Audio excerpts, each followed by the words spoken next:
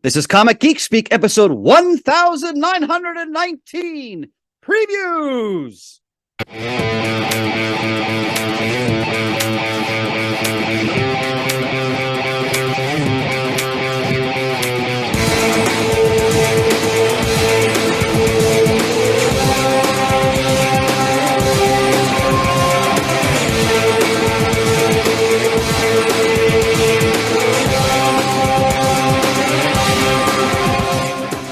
Welcome to Comic Geek Speak. I'm Ian Levinstein.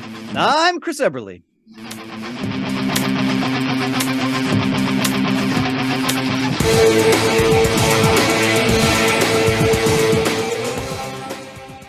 Ah, yes, the dynamic duo. This one here, and it is previews time yet again. Plans fell through for initial episode for this one, so it's middle of the month anyway. So let's get our previews rolling. Yep. And hopefully we will be joined by Mr. Murdo at some point during our recording session here. And if not, it'll be Chris and I going through the books and letting you know what is hot for the month of November. I love when you articulate the word hot. Magnificent. Thank you. That's the practice right there. Years and years of bullshittery right there. Bullshittery. All catching itself up. But it is the November previews for January 2024. Hot damn that we are already talking about books that are taking place in the year 2024. Yep. That is, for the most part, what we will be discussing on this episode. Those book numbers are Image Comics, whatever volume number there. I think this is issue 4 of theirs, along with the Diamond Previews, issue 422, DC Connect, issue 42, and Marvel Previews, issue 26.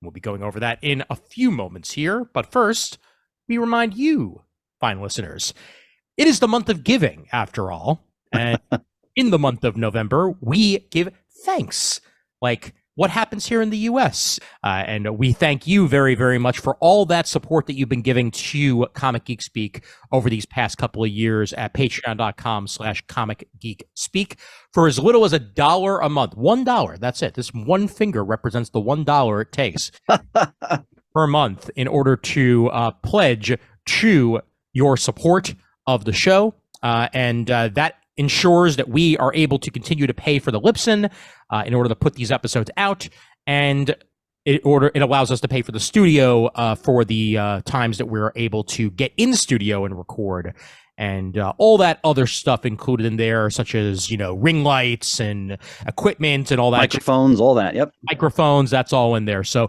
we thank you very, very much for all that continued support that you give over here. .com/Comic Geek Speak. A reminder as well that we do still take PayPal donations over at comicgeekspeak.com/donate.php. If you are not a member of Patreon and would prefer to just give a one-time donation, we're greatly appreciative whenever that occurs. And for that matter, if you do not have money to give, then just go ahead, just give us your support, whether it be through reviews or otherwise, or, you know, letting a friend know that that you are indeed interested in Comic Geek Speak, and they can be too. So patreon.com/Geek Speak. I see the hands going up in victory because Murd is present. Yes, Murd is not quite connected yet on camera or mic, but he is indeed logged in. So we'll be hearing his dulcet tones in just a minute or two as well. But I while we wait for that, I will just get the screen up for the previews catalog. And as usual, we will be beginning here with Image for their January 2024 catalog. Nice image of the record-breaking 350th issue on for us to discuss on this. If Shane were here, he'd be lamenting how old we're getting. Oh, you better believe it. I see Look at this. Black bar. The video. Do I hear Murd? I'm sorry it took me so long, but Zoom apparently has released some patch updates and wouldn't let me move forward until I had installed them, and my computer's a little slow about doing that, so... No worries, my friend, no worries. But here we are. Murd, suddenly everything is better. Indeed. All we did was thank the patrons and do our introductions. You have not missed anything at all, my friend. Okay. Okay. Well, the one thing that I will mention is we're now here on page 4, and if Shane were here, he'd be discussing this one. But Cobra! Issue 105, Joshua Williamson. Cobra Commander #1. Yep. 5-issue miniseries. The rise of Cobra begins here. In a world where the Cobra organization hasn't formed, one man's sinister plans to utilize the mysterious alien substance known as Energon send shockwaves globe. This is not your baby's G.I. Joe premise, but hey, it's the Energon universe, baby. So Transformers, G.I. Joe, chocolate, peanut butter, together as one. And when I'm A-okay with that. Oh, you're in top form tonight, Levenstein. What matters here is the creative team. You got Joshua Williamson writing it. Mm-hmm. Automatically, doubly means that I'm going to try it. Indeed. So. Yep. Bert, I know you're not the biggest G.I. Joe aficionado. Sitting back and silently wishing for visionaries. There you go. Hey, we could easily include them in the Energon universe. You know, it could happen. It could happen. It could, and I'm just betting my wad that it eventually will happen. Yes, indeed. You bet that. Now, let's pause. I'm sorry, and go back to that first page of sample art. Certainly. Notice they're having the commander speak with a hiss. Very interesting. Yeah. I have a vehicle. Speak now if you can be of assistance. Wow, right from the cartoon there. Shane would be thrilled. Oh, yeah. Yep. I'm having trouble speaking. Great artwork. Yeah, absolutely. Excellent artwork. Yeah, and it's not worrying about being, completely, comic book accurate to previous comics that have come out, nor to the animated series as its own thing, and I am very much appreciative. Yep. Fine by me. Something else being published that continues the Hama material, so this is free to be its own thing. Yep. Indeed. We got a Kyle Higgins book here. Yes, we do. He's credited as co-writer. Sure enough, yep. I thought he was just going to be like the creative director or something. But that's what it said in the stripped down blurb in the big catalog. But here we get the further details that they're calling him a full-fledged co-writer. Yep. Moon Man #1. It wasn't David. Yeah, actually, it said David Walker was supposed to be involved. There's some pretty sizable differences between the information we're getting here and the shorter blurb in the main catalog. Fascinating. Yeah, I guess there must have been some turnover involved with that one way or the other. But which one is more to be believed? Exactly. I would like to believe that Image's own catalog would trump what's being sold in Diamond's catalog, but you never know. It wouldn't be the first time that solicitations have not agreed with each other. But for now, it's Kyle Higgins and Scott Miscudi with Marco Licati on the artwork chores for this one. And some legends doing alternate covers: Dennis Cowan and Bill Sienkiewicz, among others. Sanford Green is doing a cover. Wow. Great. Yeah. It's like an interesting premise too. It's another, sci-fi superhero bent here. Ramon is ready for a quiet life. Whatever went wrong on that failed moon mission, whatever happened in the missing minutes the cameras didn't capture, all he really wants to settle down back home. But those missing minutes hold an earth-shattering secret. And with all eyes turned to him, Ramon will soon find himself becoming something the world has never seen before. Immediately, I think back to our Micronauts episode on Gone Horribly Awry.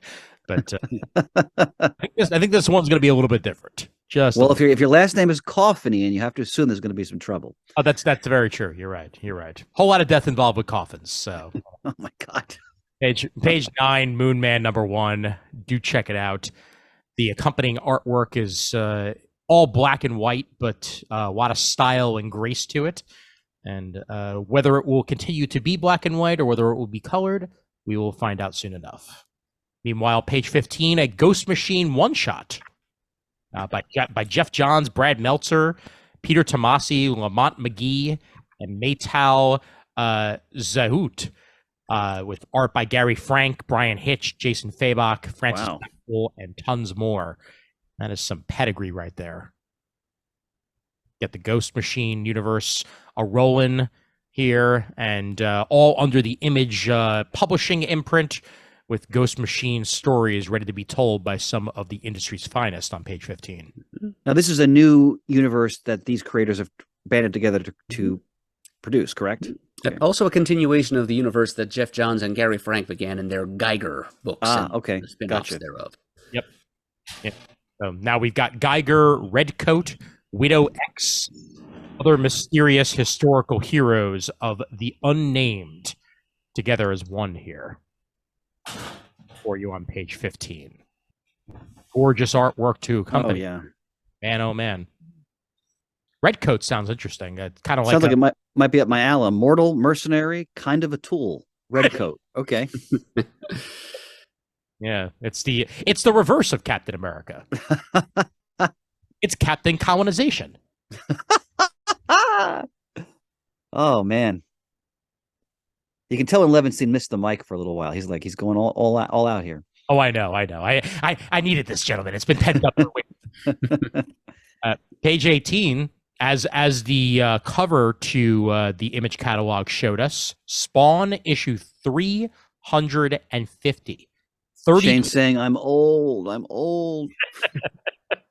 Yep. Crazy, man. 32 years Spawn has been running, and continues to run with Todd McFarlane's assistance. Rory McConville on the co-writing chores for this one, with art by Brett Booth and Carlo Barberi. Brett Booth's an Image artist from the 90s, isn't he? Yes. Among other things? Yeah, I thought so. Mm-hmm. Among other things. Yeah. He did Titans for a while over at DC, too. Meanwhile, Chris Ryle brings us The Colonized. I did not know this was coming up when I made that colony joke, but oh, look at that Francavilla cover. Oh, so good. So good. Where there's aliens, there's zombies. Hey. Otherworldly threats converge in the secluded Carbon Falls collective, that is, as a second-gen off-the-gritter, Huxley Robertson is dealing with both loss and the Elders' pushback against his plans for a fully sustainable town. Amidst those volatile circumstances, a vainglorious... great word. inadvertently reanimates the town's dead. There we go from there. No alien like a vainglorious alien. Well said, brother. Amen. Like the designs of the aliens. Kind of like a cross between the... those world famous, gray aliens that everybody thinks of when they think of aliens, and the Martians from DC. Touch of Planet of the Apes too. There's kind of a simian cast to the jawlines. Good point, Murd. And those spacer suits they're wearing are just like you'd see around the Mos Eisley Cantina. There you go. There you go. Well done. Check that out. And then meanwhile, over on page 25, we get an issue 0. Dustin Weaver, DJ Bryan, and Alan Warner return to Packless in a special standalone issue. Never before published comics from creator Dustin Weaver. Superhero action, space opera, space comedy, cyberpunk, slice of life, and hard-boiled anthropomorphic mice. I do agree. Much of this material is not likely to be collected later. There you go. You want your anthropomorphic mice, then check them out in Packless number 0. Hey, if they're hard-boiled, I love hard-boiled stories. True. That is very true. Volume 3 of The Weatherman begins on page 26. New story arc, new volume. Jody Layup and Nathan Fox on that. Both volumes 1 and 2 are also available if you would like to catch yourself up on The Weatherman, as this new one begins on page 26. Has either one of you read this book? I've never read it, The Weatherman. No. No, it's another one of those books that has gotten high praise that has yet to actually leap onto my specific radar. But okay. I do know. I'm pretty sure Volume 1 is one of the $9.99 Image. So maybe worth checking out at some point. I mean, they call it one of the most compelling science fiction series of all time. Then I definitely want to give it a shot. Let's see if that's hyperbole or not. Exactly. All right, got some trades for us. John Layman's In Hell We Fight, Volume 1, A Snowball's Chance. Big fan of John Layman's stuff, and here he teams up with Jock. John Layman, of course, from Chew and Suicide Squad, a bunch of other books over the years. And this is Volume 1 of his In Hell We Fight story on page 29. Collects In Hell We Fight 1 through 5 and stories from the Image 30th Anniversary Anthology, issues 10 and 11. Doug Wagner's Click Click Boom, available in all 5 issues on page 31. Ah, wow. Oh, that's a that is whew. Beautiful tone for Monstrous Deluxe Volume 2. Man. No wonder it's $150. Yep. Page 32 for that. Normal man. What is he? He's a normal man. That's what he is. That's what we told you. Jim Valentino. Can't go wrong with that. 40th Anniversary Omnibus. Yeah. Collecting a whole bunch of Normal Man, issues 1 through 12, the annual, the Normal Man Megaton Man special, 20th Anniversary special, Journey number 13, and materials from Cerebus, all included here on page 33. 432 pages, $50. Not bad. Noticed a cover cameo by Herbie the Fat Fury there. Ah. Oh, yeah. Well done, Murd. Nice. Herbie. All right. It's a light month for new books for Image. So it is January, my friend. It is indeed. Yep. Yeah. Starting things off on the slow front, and that's fine by me. I will mention Kelly Thompson's Cull, issue 5 of 5, out on page 45. So the trade paperback for the Cull will be coming soon. 5-issue miniseries concludes on page 45. And otherwise, G.I. Joe issue 3. Looking forward to getting the new Hama stories. Absolutely. Absolutely. Page 53 for that. And I think that's about it for Image for me. No, let's see. No Lazarus back yet, right? I don't see. There's a dragon sighting there on page 82. Current arc of Philadelphia has had a Spawn guest appearance. Oh, and they're throwing Savage Dragon into the mix. Okay, interesting. Very cool. Yep, I see that. I see that here. Page. Wow. What page? What page did you say, Kiddo? I didn't really get a chance to make note of the number. It looked like 82. Might have been 62. Okay. Well, nevertheless, it's got Spawn in it, and well, sorry, this time around it has Savage Dragon. Savage Dragon, and probably still Spawn, actually. Excellent. Well, if I can find it, I will. You know what? It is probably. Yeah, there we go. Yep, there it is. Page 62. Yes, there we are. Nice cover too. Great cover. Wow, Philadelphia 33. Yep. Very stylized Savage Dragon. Yeah. I appreciate it. Yep. And otherwise, new arc of Tom King's Love Everlasting. Ooh, yes, good point. Page 65. Yep. Elsa Charretier continuing on the artwork chores on that on page 65. And New Burn issue 14 available on page 67. Continuing. That's a top tier book, New Burn. Yep. Top tier. There was one other as I was scrolling by here. Ah, yes. Great cover for Radiant Black 20. Wow. Yeah. The joint covers there for issue 29 and 29.5. So I guess there's 2 of them. Fascinating. The Catalyst War continues. I'm now reading Radiant Black in trade because I fell too far behind monthly, but still one of the best comic books out there, especially if you love superheroes. Nice. I did pick up more of Radiant Black when I was at New York Comic Con, so looking forward to diving. I love when you go exploring. Why, thank you, sir. Mm-hmm. 74 for that one, Radiant Black number 29, and a great cover for the segment on page 76. All right, I think that'll do it outside of Transformers on page 81.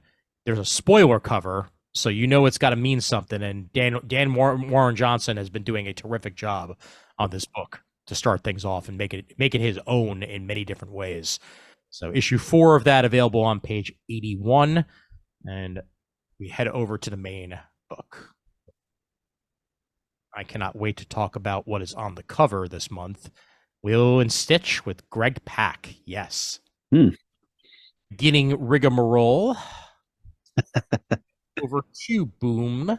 And Once Upon a Time at the End of the World, starting us off on page 34. That's issue 11 of 15 of Jason Aaron's Jason Aaron book I totally missed. I'll wait for the trade on that one. Oh, yeah. Well, you're 4 issues away now from the conclusion of that. Kyle Starks has a new book, Pine and Merrimack. It's his first original series to Boom Studios from Kyle Starks. After a lifetime of witnessing the worst that humanity has to offer, former homicide detective Linnea Kent has decided to put all of that behind her, alongside her husband Parker, a former professional MMA fighter, and the unofficial brawl to her brains. She's opening up a quiet little detective agency in a sleepy town on the corner of Pine and Merrimack. At first, the simple cases that this nook of the world has to offer were exactly what she was looking for. But there's more to the quaint town that Linnea could have possibly imagined, and something truly sinister pulling the strings. I'm in. That sounds really good. Page 38 for that one. Absolutely gonna give that a shot. Five issue detective action there on page 38. Great cover. Oh, wow. My God. Wow. I can't read the name. Whose art is this? That is Erica Henderson. Erica Henderson. Beautiful cover. Wow. Erica Henderson channeling Darwin Cook there. I feel. That's what I was thinking. Fantastic. Beautiful. Come a long way. Squirrel Girl she has. Yeah. Yes, indeed. And interiors are great too. Beautiful. Yeah, I'm definitely trying this book. Woof, look at this. Moving over to volume 1 of Berserker Bloodwines. Mention it every month, and I just hear the scene from Clerks every time you say that. It's hard not to. Yeah. Keanu Reeves, Steve Scroce, Mattson Tomlin. This is collecting Berserker Poetry of Madness #1 and Berserker Fallen Empire #1 on page 44. This is a family program, so I can't start quoting those scenes from Clerks, but magnificent. I've seen the film only once, so I couldn't quote it if I tried. I got to visit the store when I was in New Jersey a couple of weeks back, actually, and I've been there as well. It's very small, isn't it? Very small. They moved to a bigger location. Not too. Oh, you mean the comic shop, or I thought you meant Quick Stop? No, Secret Stash. Oh, I thought you meant Quick Stop. Okay, yeah. No, the Quick Stop is quite small. Yes. Yeah. But Secret Stash is a really nice shop. I like the layout of it, and I left with a silicone cup with a silicone straw and top. That was multicolored and had the logo of the store on it. So that was my souvenir. All right. I think that's about it for Boom as well. You know what? Garfield Full Course Volume 2 on page 61. They announced a new Garfield movie. Really? A year or two ago. Yep. And Garfield voiced by Chris Pratt, because Chris Pratt voices everybody. Didn't Bill Murray voice him originally? Well, in the first movie, yeah. The original voice was Lorenzo Music, of course, but yeah, Bill Murray was the first film voice of Garfield. That's right. Although I am looking forward to it because apparently Sam Jackson is playing Garfield's father. That could be interesting. But page 61, Garfield Full Course Volume 2 collects 9 through 16 of the Garfield. Written by the great Mark Evanier. Mm-hmm. At one time, the dean of licensed comics. Yep. Yes, indeed. All right, here we go. Page 66. There you go, honey. Yep. Lilo and Stitch. Greg Pak taking on one of the best Disney animated movies. I love to pieces Lilo and Stitch. Both the animated movie and the animated series that came afterwards. It was so much fun. and now Greg Pak brings it into comic book form, continuing the Disney license over at Dynamite with Giulia Giacomino on the artwork chores as a new adventure rises for Lilo and Stitch. Very happy. Boy, every variant cover is fantastic. It's wonderful. Yeah. Absolutely wonderful. Did I have any? They don't have any interior artwork, unfortunately, but I'm sure that if it looks as good as the covers, then we're in for a treat. With it. And it's Greg Pak for that matter. And Greg Pak knows how to do children's stories, and I have all the faith in him to put out a Lilo and Stitch book. On page 66. Then a new Gargoyles book, Gargoyles Quest #1, as an all-new chapter in the ongoing Gargoyles saga, and the stakes have never been higher for the Manhattan Clan. Beginning another mini-series in the Gargoyles world on page 71 with Greg Weisman at the helm. Greg Weisman, will be talking about him probably, if not next month, then the month after, as he has a new Marvel book. And it is a team-up book with Miles and Peter. Oh. He's writing Spectacular Spider-Man. Right. Looking forward to checking that one out. Yep.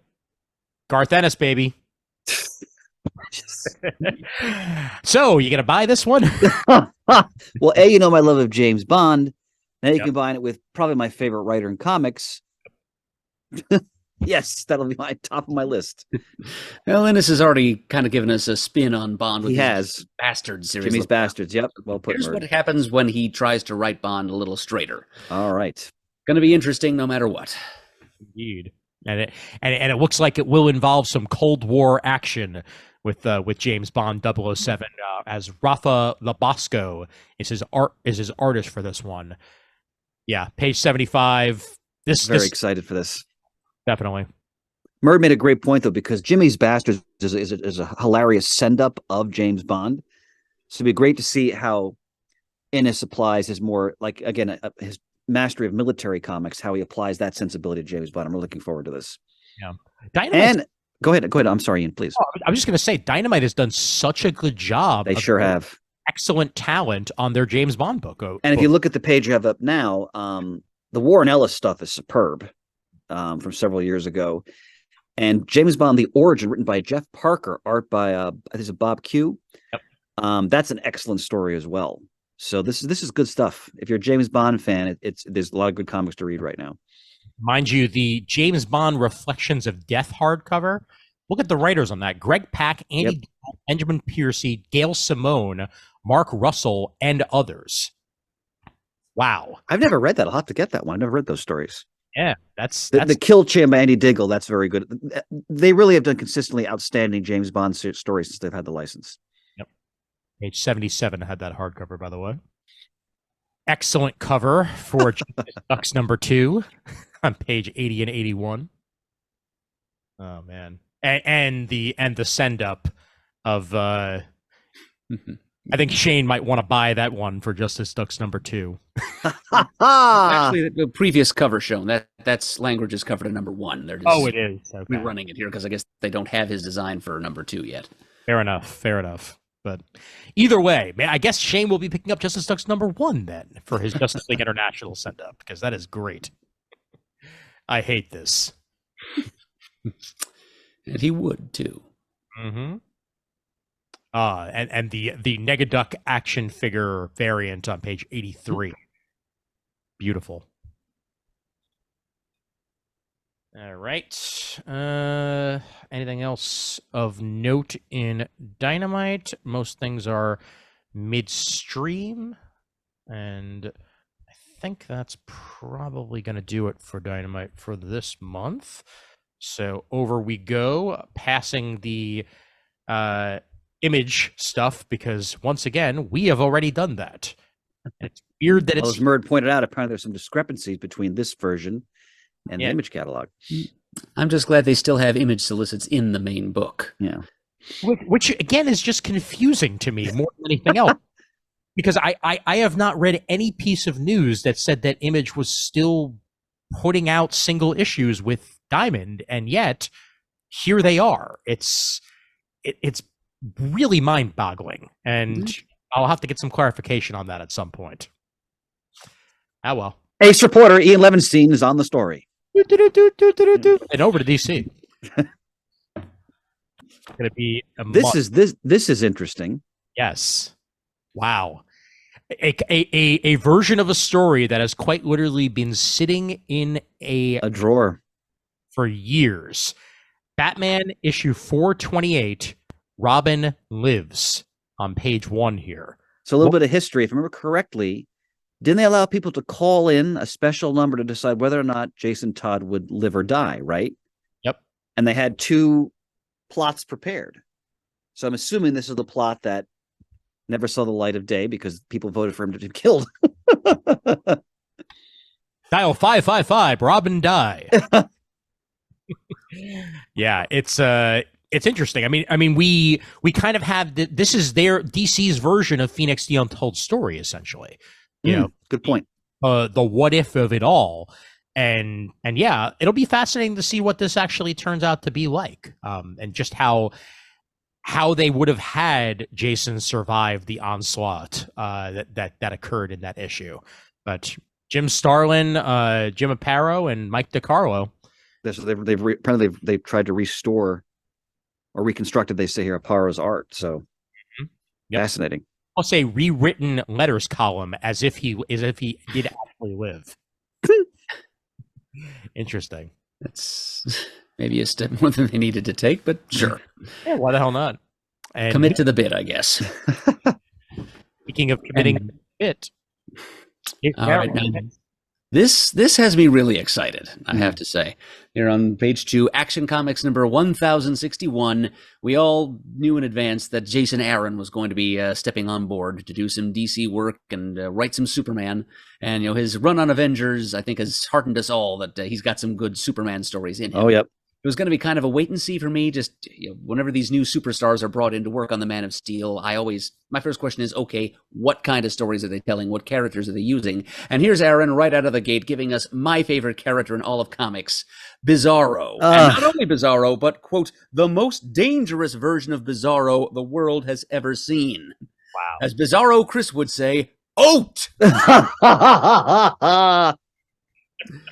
Yes, I am 100% on for the first arc at least. So, Mr. Aaron, you have my full attention. God, I love this man. You hate this very much. And look at that artwork too. Yep. Man alive, man. Courtesy of John Timms. Yes, doing a great job of rendering both Superman and Bizarro. And Bizarro distinctly different, yet still Superman-esque, and that's the way I like my Bizarro. Yep, still some echoes of Ed McGuinness's interpretation to be seen here.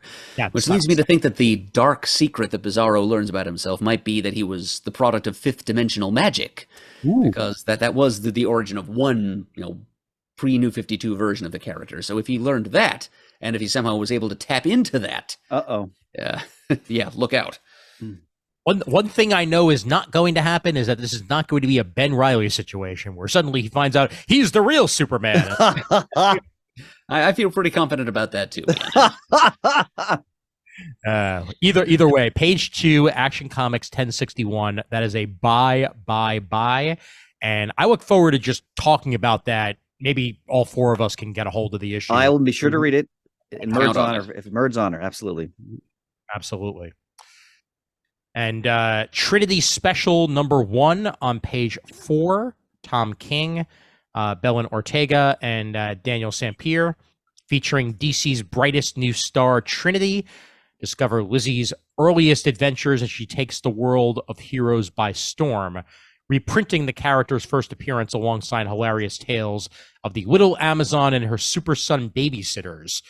This special will be an instant classic for fans old and new. So they're essentially republishing the beginnings of this new character here with some good backup material on page 4 if you missed the first time around. Witness the fall of a Titan in Titan's Beast World number 4. A story we can't comment on yet because we haven't read it yet. But a Titan will fall. Yeah. Which one? We'll have to find out. 4, 5, and 6 all solicited. All written by Tom Taylor, which is a good thing. Yep. And all with artwork by Ivan Hayes and Danny Miki, then Ivan Hayes and Lucas Meyer, and previously artwork by Lucas Meyer solo on that issue 4. So I just want to point out, as you just went past Titans, you don't have to go back to it, but how superb that series has been thus far. Oh yeah, I'm really enjoying it thoroughly. I mean, his command of the dynamic between the team, their shared history, it's really well done.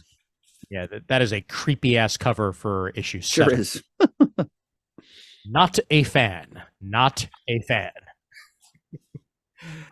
But that was on page 7 there, and then of course the only that's a great cover. That Justice League versus Godzilla vs. Kong with Aquaman and Mera there. Wow. 7 issues of awesomeness right here, and this is issue. Yep. The only miniseries that matters out of DC: Justice League versus Godzilla versus Kong. Tell your friends. Page 8, and we have the stunning conclusion to Mind Bomb, and plenty of Zurin R to go along with it on page 9, out of Chip Zdarsky's Mind, Batman number 141.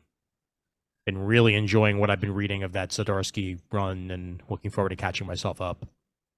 Jason Aaron also continues his Batman work with issue 3 of his 6-issue miniseries Batman Offworld, page 10. All right. The Batman and Robin 2024 annual. Art by Howard Porter. Indeed. Written by Joshua Williamson. It's a father and son road trip on page 11 as Batman and Robin have gone through hell the last few months, so Bruce decides to take Damian on a camping trip to Bond. I'm sure that'll work out just fine. Oh yeah, of course. But luckily they find a different kind of hunting ground, one that hunts the most dangerous game. Yeah, everything's gonna go great. Everything's gonna go great. They're gonna roast s'mores. That's exactly.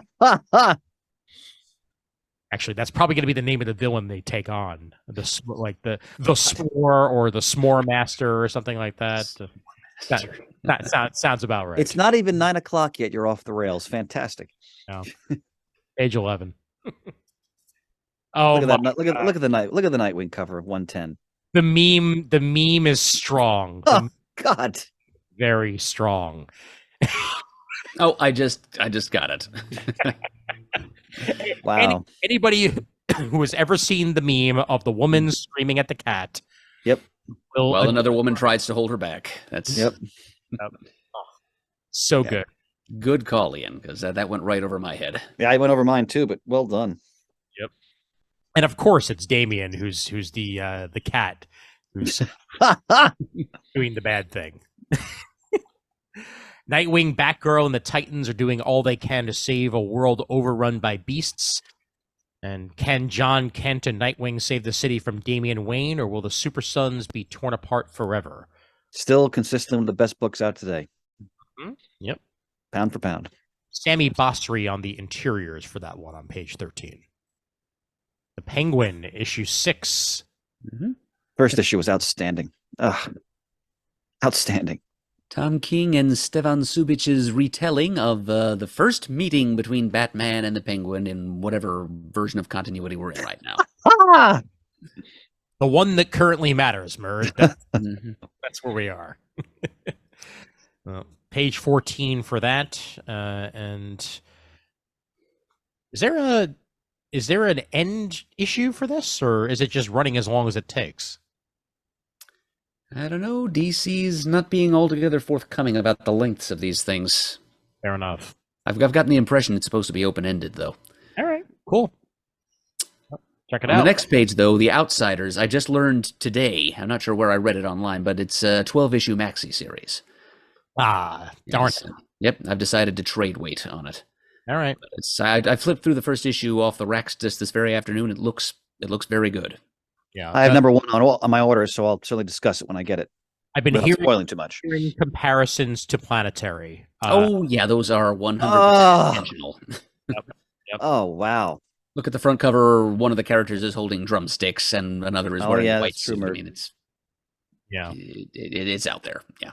Mind you, all the Batman certainly adds to that whole comparison here for Outsiders #3, because I think of the Batman crossover issue of Planetary, which is still one of my favorite issues. Great issue. Fantastic. Yeah. And the finale of Superman. This is superb. I'll call it a maxi series too, 10 issues. Priest in top form. Yeah. Yep. Check out that final issue on page 15 to cap it all off. Ooh. And then Batman Superman World's Finest #23, as they must stop Boy Thunder from becoming Magog. Oof. Man. Is it fair to say this is one of DC's best books right now? It's very fair. Yeah. And it's one of the ones that interests me the strongest every single month. Yep. It's also the most DC of any of their books. Like it is so just pure comic book wonder. And that's what I appreciate the most about Batman Superman World's Finest. Like it's just comics, and ain't nothing wrong with that. And then the annual on that same page 16, as Mark Waid gets assistance from Cullen Bunn, Stephanie Williams, Dennis Culver, and Chris Cantwell. Wow. Yeah, I know. Murderer's Row there. Amen. The fifth dimension, Murd. Oh, I saw, believe me. I mean, there's no, I was going to be buying this regardless, but throw in the possibility of some imp sightings and the Challengers of the Unknown. Looks like hard-boiled Metamorpho, a little bit of Bumblebee action. Beautiful. Keep it coming, baby. Keep it coming. Mm-hmm. An annual well worth your time on page 16. Here's another consistently excellent series, Williamson Superman, which I've been enjoying thoroughly. Mm-hmm. Yep. Now it's Cowboy Superman. We've seen weirder. I love the Man of Tomorrow meets the man from yesterday. Howdy, partners. Welcome to the Wild West of Metropolis, where the man of tomorrow meets the man from yesterday. Clark Kent. And suddenly Ian is a 1940s reporter in the Wild West. I'm not sure how that happened, but somehow that's where I wound up. Get your posse and join us for a hoedown like you've never seen. Yeehaw. Mention as well issue 5 of The Flash by Cy Spurrier.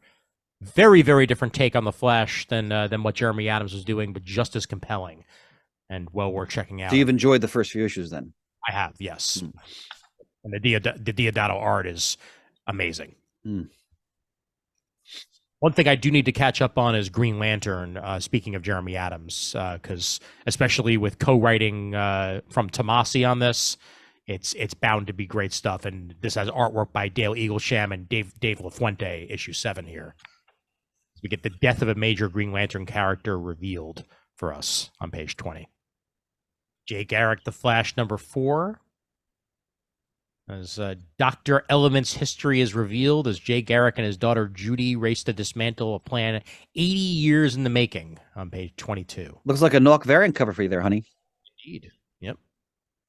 Nock did the artwork for the original miniseries where she was introduced, so he's very much involved.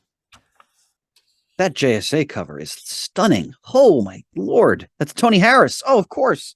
Tony Harris. Look at that variant. Oh, he still has it and more. He sure does. Wow, that's a poster boy. Whew. Just the heritage of the whole thing. Like it's got that traditional feel while also being modern at the same time. Wonderful. DC Power 2024. Another one of those anthology issues on page 24 is 2 brand new stories spotlighting Black characters from across the DC universe by an all-star cast of writers and artists.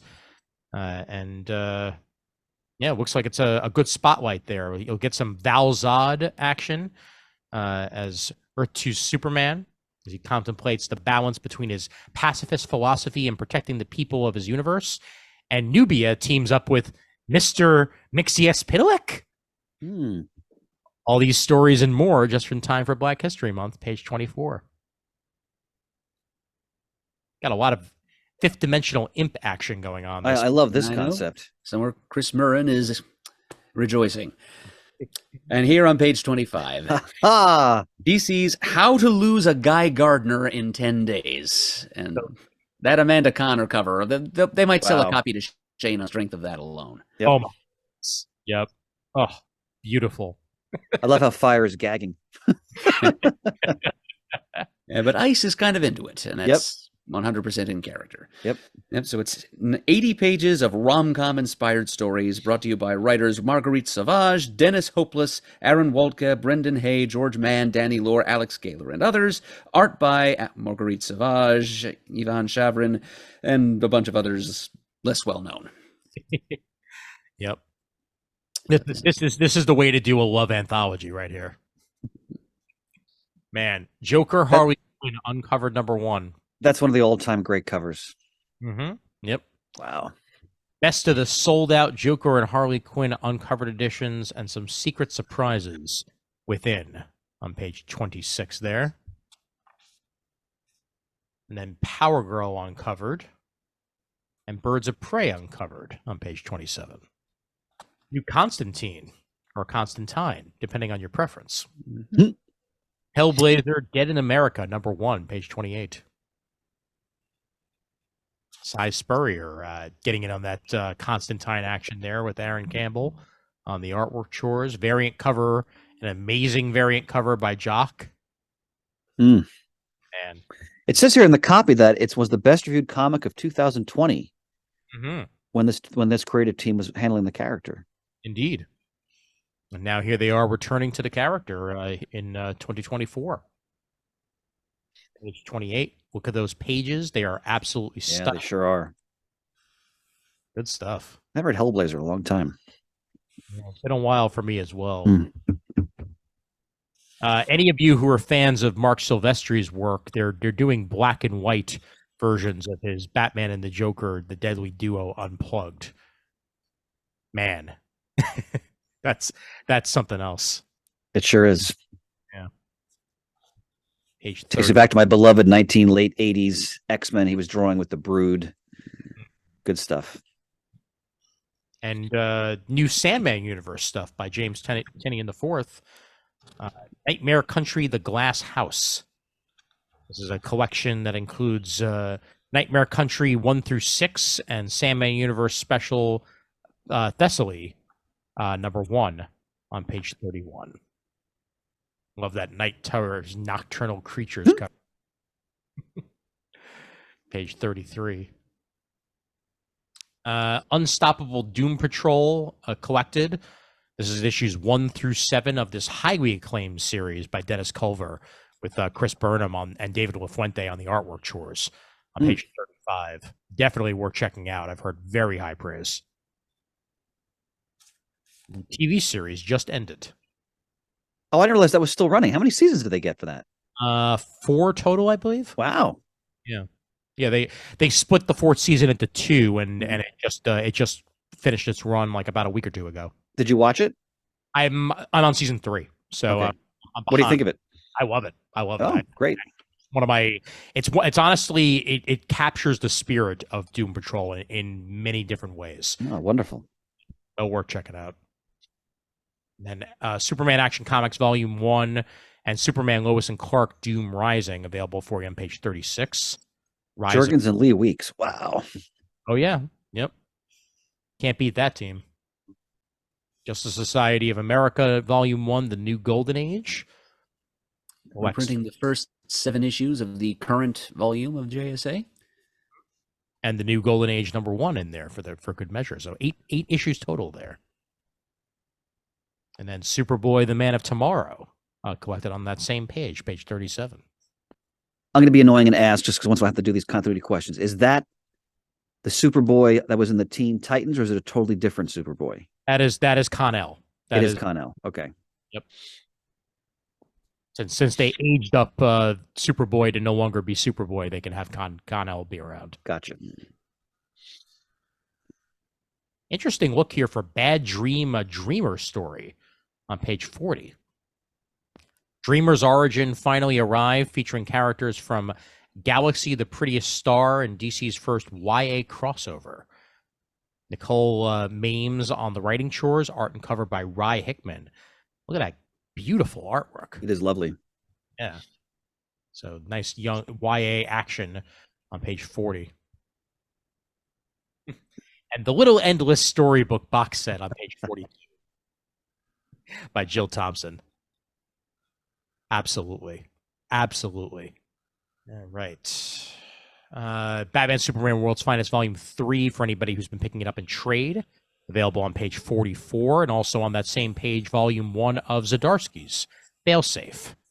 Available for everybody. Let's note they're really releasing a classic, which is the legendary O'Neill Adams Green Lantern, Green Arrow stories. So in the omnibus again, essential Bronze Age stuff. Page 45 for that. My ward is a junkie. Sorry, I had to say it. Shane will has an omnibus to pick up because he doesn't own it in any page 46. Justice League International Omnibus Volume 3. And he may want to rebuy the first volume of the Morrison Porter JLA while he's at it, right next to it. But, gentlemen, that just JLI Omnibus is over 1,400 pages. Ooh. I don't know if Shane can handle that. Oh, and it's hardcover, too. Yeah. He might not be interested. Yeah. Yeah, he's probably skipping that one. But do I see an Emperor Joker reprint below that? Indeed, Chris. That's exactly the story I was referencing when I mentioned that at one point Bizarro was created by Fifth Dimensional Magic. It was during a time when the Joker tricked Mixus Pitlick into surrendering his powers to the Joker, and the Joker took over the world and warped it in his own image and created a new version of Bizarro to be the world's greatest hero. That was a great. It was fun. It's a lot of fun. It was indeed. Came out my senior year of college. Nice. Just in time for me to reference it in my undergrad thesis.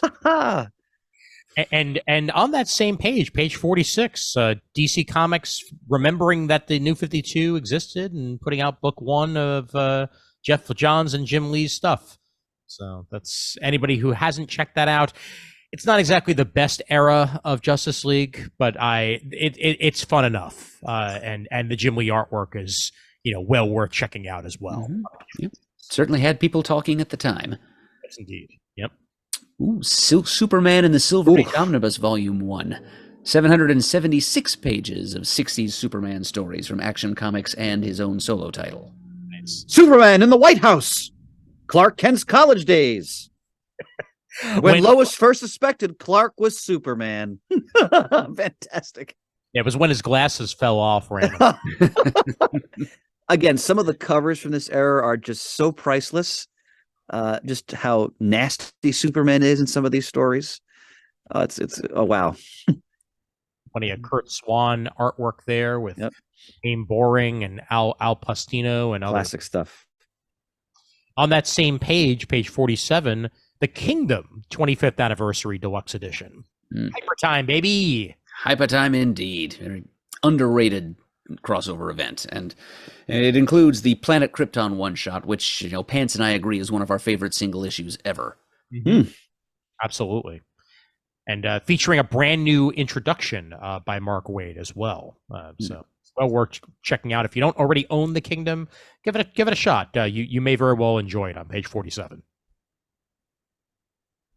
And with all the stuff that's been done with Hyper Time and alternate DC realities since, it seems a little bit tame by comparison. But those of us who are starving for something multiversal, it scratched an important itch. I'll never forget how much I enjoyed reading that. Absolutely the case. Yep. All right. Mostly skipping through Aftershock as they just have a whole bunch of collections as they're still in flux.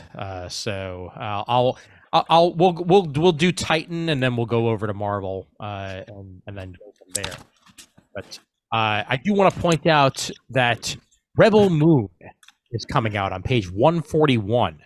Now Rebel Moon is Zack Snyder's Star Wars essentially. Zack Snyder is putting out a sci-fi epic movie that's being funded by Netflix. Really? And this is the tie-in comic book that Mags Visaggio is doing along with Clark Bint on the artwork chores that's going to tie into Rebel Moon. When is this movie due to premiere? Do you know? Let me see if it has an actual release date. I think it's not too far from now. Oh yeah, December 15th, actually. Figure since the comic is coming out. All right, makes sense. Yep.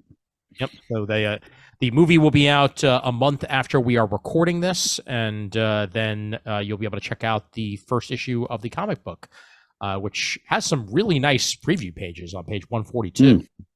So check it out if you are indeed interested. There's one of the best comics being produced today, in my humble opinion. Conan the Barbarian, tremendous. Jim Zub, wow, the writing is just. I mean, he's channeling all the greatness of Conan, and just he and the artist he's working with, and they're just doing superb stuff here. Not to mention Doug Braithwaite on the art. He's doing the new issue. Yep. Wonderful. I think it was Roberto de la Torre. I want to say, forgive me if I'm wrong, who was the artist in issues 1 through 5. Just for me, the artwork of the year. Excellent. I'll mention Scarlet Couture as we're passing by it. Animation style spy thriller from celebrated DC fine artist Des Taylor on page 153. I've been a fan of Des's artwork for a while, and this is Ken Lashley cover. Indeed. Yep. Scarlet Couture is very much a cat and mouse project, and this is all 5 issues of this particular miniseries collected on page 153 if you're into that style. Ah, yes. Page 158. Alfred Hitchcock's storyboards.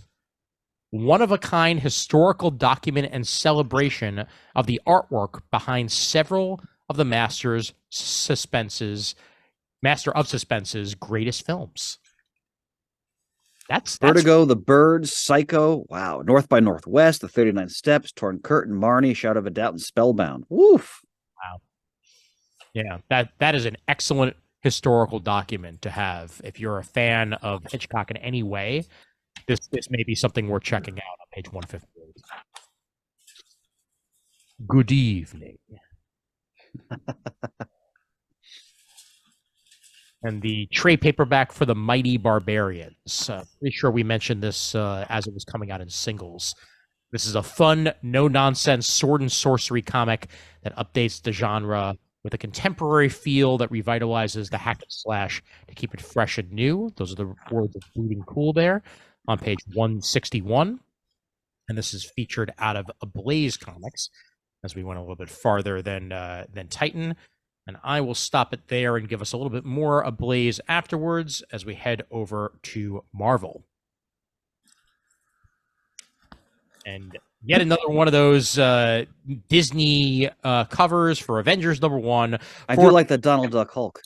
Oh, yes. Amazing Spider-Man, issue 41, Avengers #1. Anywho, they haven't learned yet. They haven't learned.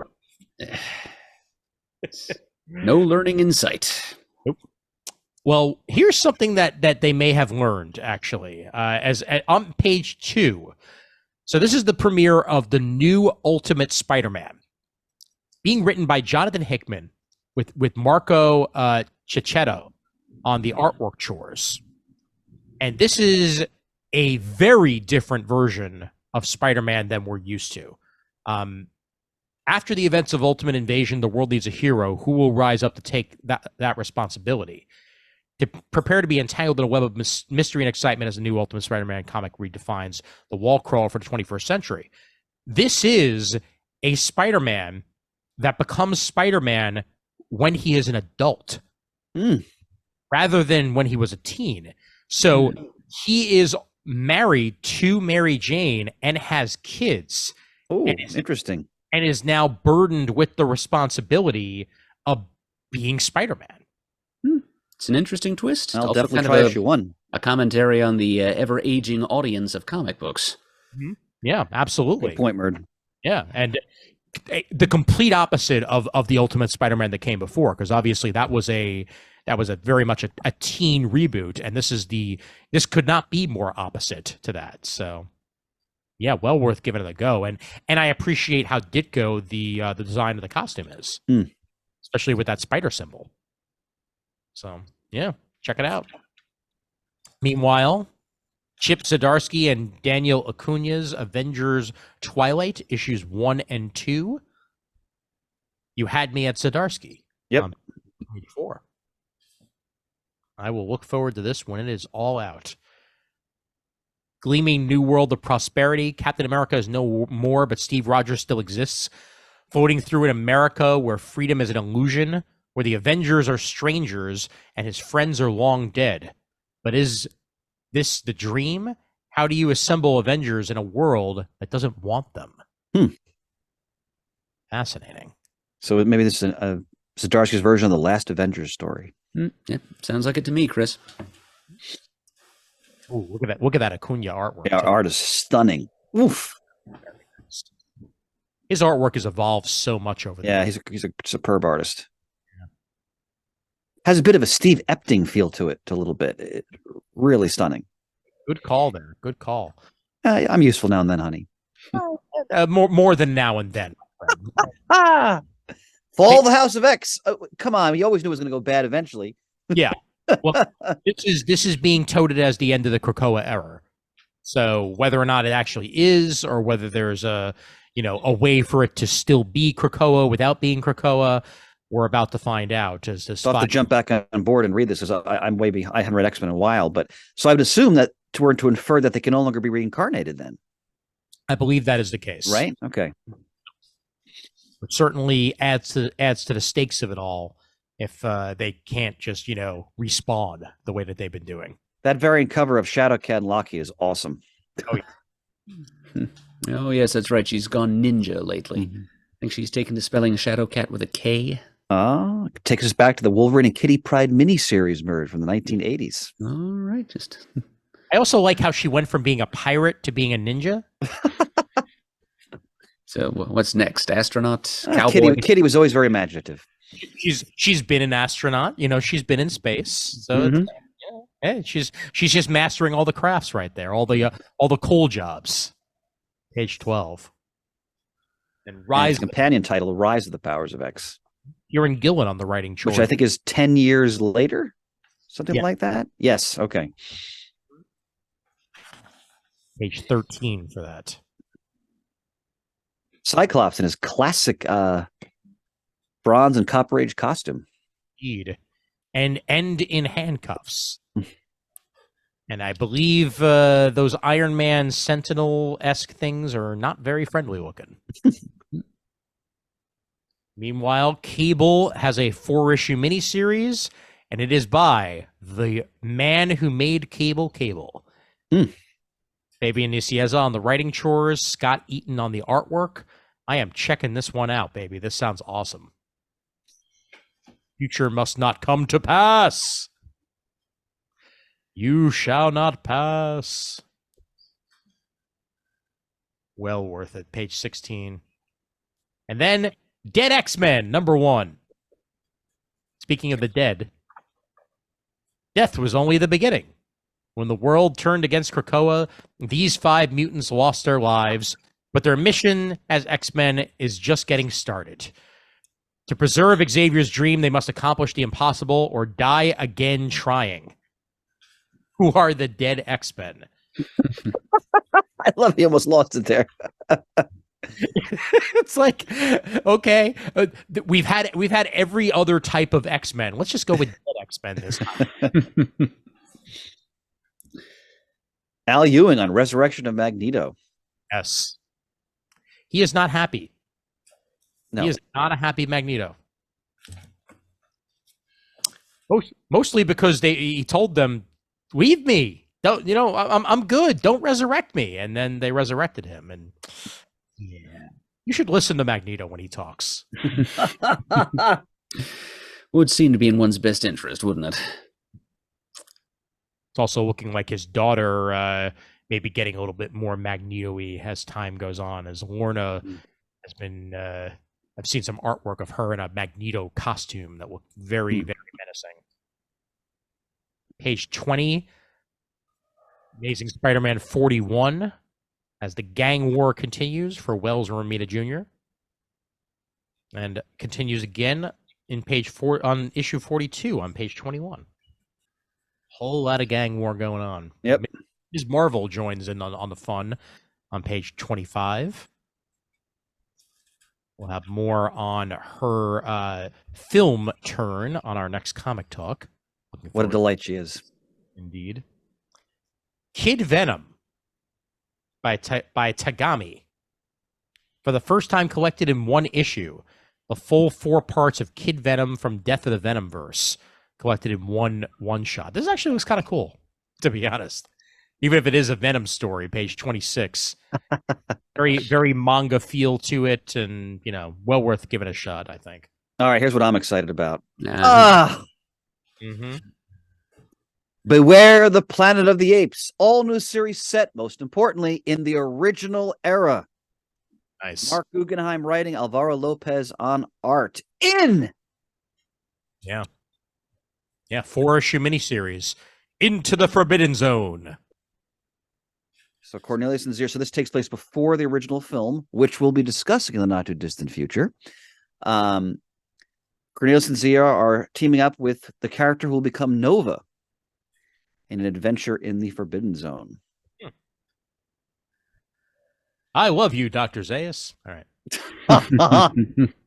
Age. Jackpot's back. Yeah, this time they're not playing around. It's Mary Jane. Who is this mysterious Jack? No, it's Mary Jane this time. Okay, there's no question about it. And page 28 gives us the first issue of her solo superhero story since she debuted in Amazing Spider-Man issue 31. It's a little nostalgia for Mary Jane. Was a very interesting character as like a feisty college co-ed, and then a wife, and I'm old-fashioned now. Talk about old-fashioned, by the way. Page 30. Look at that writer. Yeah. And artist, for that matter. The original creative team. Wow. Power Pack. Mm-hmm. Yep. Wheezy and June Brigman return for a 5-issue miniseries, Power Pack Into the Storm. And they're my favorite 80s moon boots. All right. Yeah, this makes me happy. This really does. I'm glad to see it. It's a Marvel retro pick. Oh. Yeah, but this is giant size Spider-Man, Cody Ziegler and Iban Coelho. Venom takes on Miles Morales. Apparently celebrating the 50th anniversary of the first Marvel giant size titles. Really? Yep, they made up a special logo for it and everything. Yeah. That's true. So that'd be 1974. Yep. Very cool. Well done, Merc, because the logo is very much of the Bronze Age. Yep. Indeed. Now, the most important and dumb question is, are they going to do a giant-sized man thing? I hope they do. How could they resist? Yeah. I know. I think Steve Orlando would insist on it. And speaking of whom... Yep, Steve Orlando's got himself a 5-issue Miggy O'Hara Spider-Man 2099 miniseries. Beware, Marvel Zombie 2099. He lives, he strikes, and no spider can hold him. Yeah, this looks cool. Very Bruce Campbell. So we got Zombie 2099, Blade 2099, and the Lunar Tomb of Dracula Dracula 2099, Moon Knight 2099, Werewolf by 2099, Terror Inc. 2099. Oh my God. Wow. And Man Thing 2099. Woo! Oh my God. It's like a techno-organic man thing. What's going on? I was gonna say, like, he's a member of the Technarchy in 2099, apparently. Yep, exactly. He looks like he's merged with Warlock or some member of his family. Wow. Yeah, it's basically Legion of Monsters 2099 he's doing here. Good call, Mert. Yeah. It's a cool idea. Page 36 for that. Page 37, issue 4 of Hickman's Gods. Clad in the black of mourning, the Midnight Mission remains. Vengeance of the Moon Knight #1, page 38. I gotta just marathon this entire story because it's been really intriguing me as I've been learning about it month. Disassembly required. What a cover there for Spider Boy number 3. Yeesh. You know, the hype of Thunderbolts. They're bringing them back in comics here, but this just in, and I mean we'll talk about it probably more on our next comic talk. But at this point, the only Marvel movie coming out in 2024, thanks to the strike, is Deadpool 3. Ah, Everything else has been pushed back to 2025. Mhm. So Well, that'll give those people who are burned out on MCU stuff a chance to. yeah, that might not be a bad thing, Ian. yeah, I'm not thinking it's a bad thing. I'm just Yeah. more thinking we're gonna get 3 more miniseries for the Thunderbolts because they're gonna have to, have the tie-in be available when the movie is happening. But nevertheless, if Kelly and Lanzig do a Thunderbolts series, there's nothing wrong with that. No, there isn't. And this is issue 2 of that 4-issue miniseries, available on page 42. Page 25, a book for Merd, Marvel Meow. It makes an awesome print debut. Get it? Get it? Possum. Possum. Oh, boy. Yes, it's noted and understood. Brought to us by writer-artist Now Fuji. Ian, I never thought Merd was actually placating you there like you were a child. It was fantastic. Not my fault that they okay. Wonderful, like the Village Idiot. Collecting the hit Infinity series from Marvel Unlimited, featuring a brand new cover and exclusive new story. That black cat panel's awesome. It is. Yep. Even Winter Soldier gets a cat. Batman. Keep going. Keep going. Come on. I don't need to revisit that era of Daredevil. Yeah, that was kind of my first era of Daredevil comics. Oh, and I'm sorry to revisit it either, honestly. Can we? Kevin Moyer kind of liked it. He thought the biomimetic armor was a cool idea. Yeah.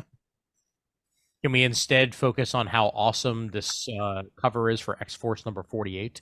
Sure. It's Daniel Acuna again, Ian. Enough said. Target Beast begins here. Facsimile alert. Oh, wonderful. Mm-hmm. I paged through some of the facsimiles they had on the shelf at the secret stash. I paged through, and they're something else. Oh, they're fun. They're immensely fun.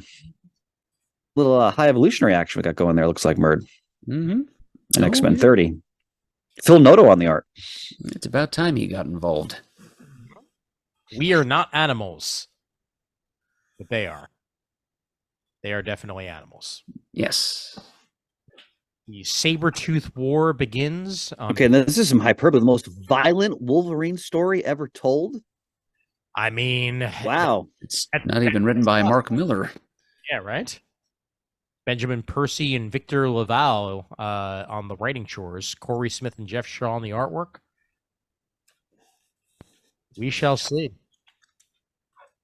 I mean, one of my first Wolverine stories that I remember picking up was the one that had the ticket included in it for the fight between Wolverine and Sabretooth back at the oh God. Oh my God. I'd forgotten about that. You just brought that up. It's a great issue, honestly. Like that was just wall-to-wall fight. That was I remember that. Yep.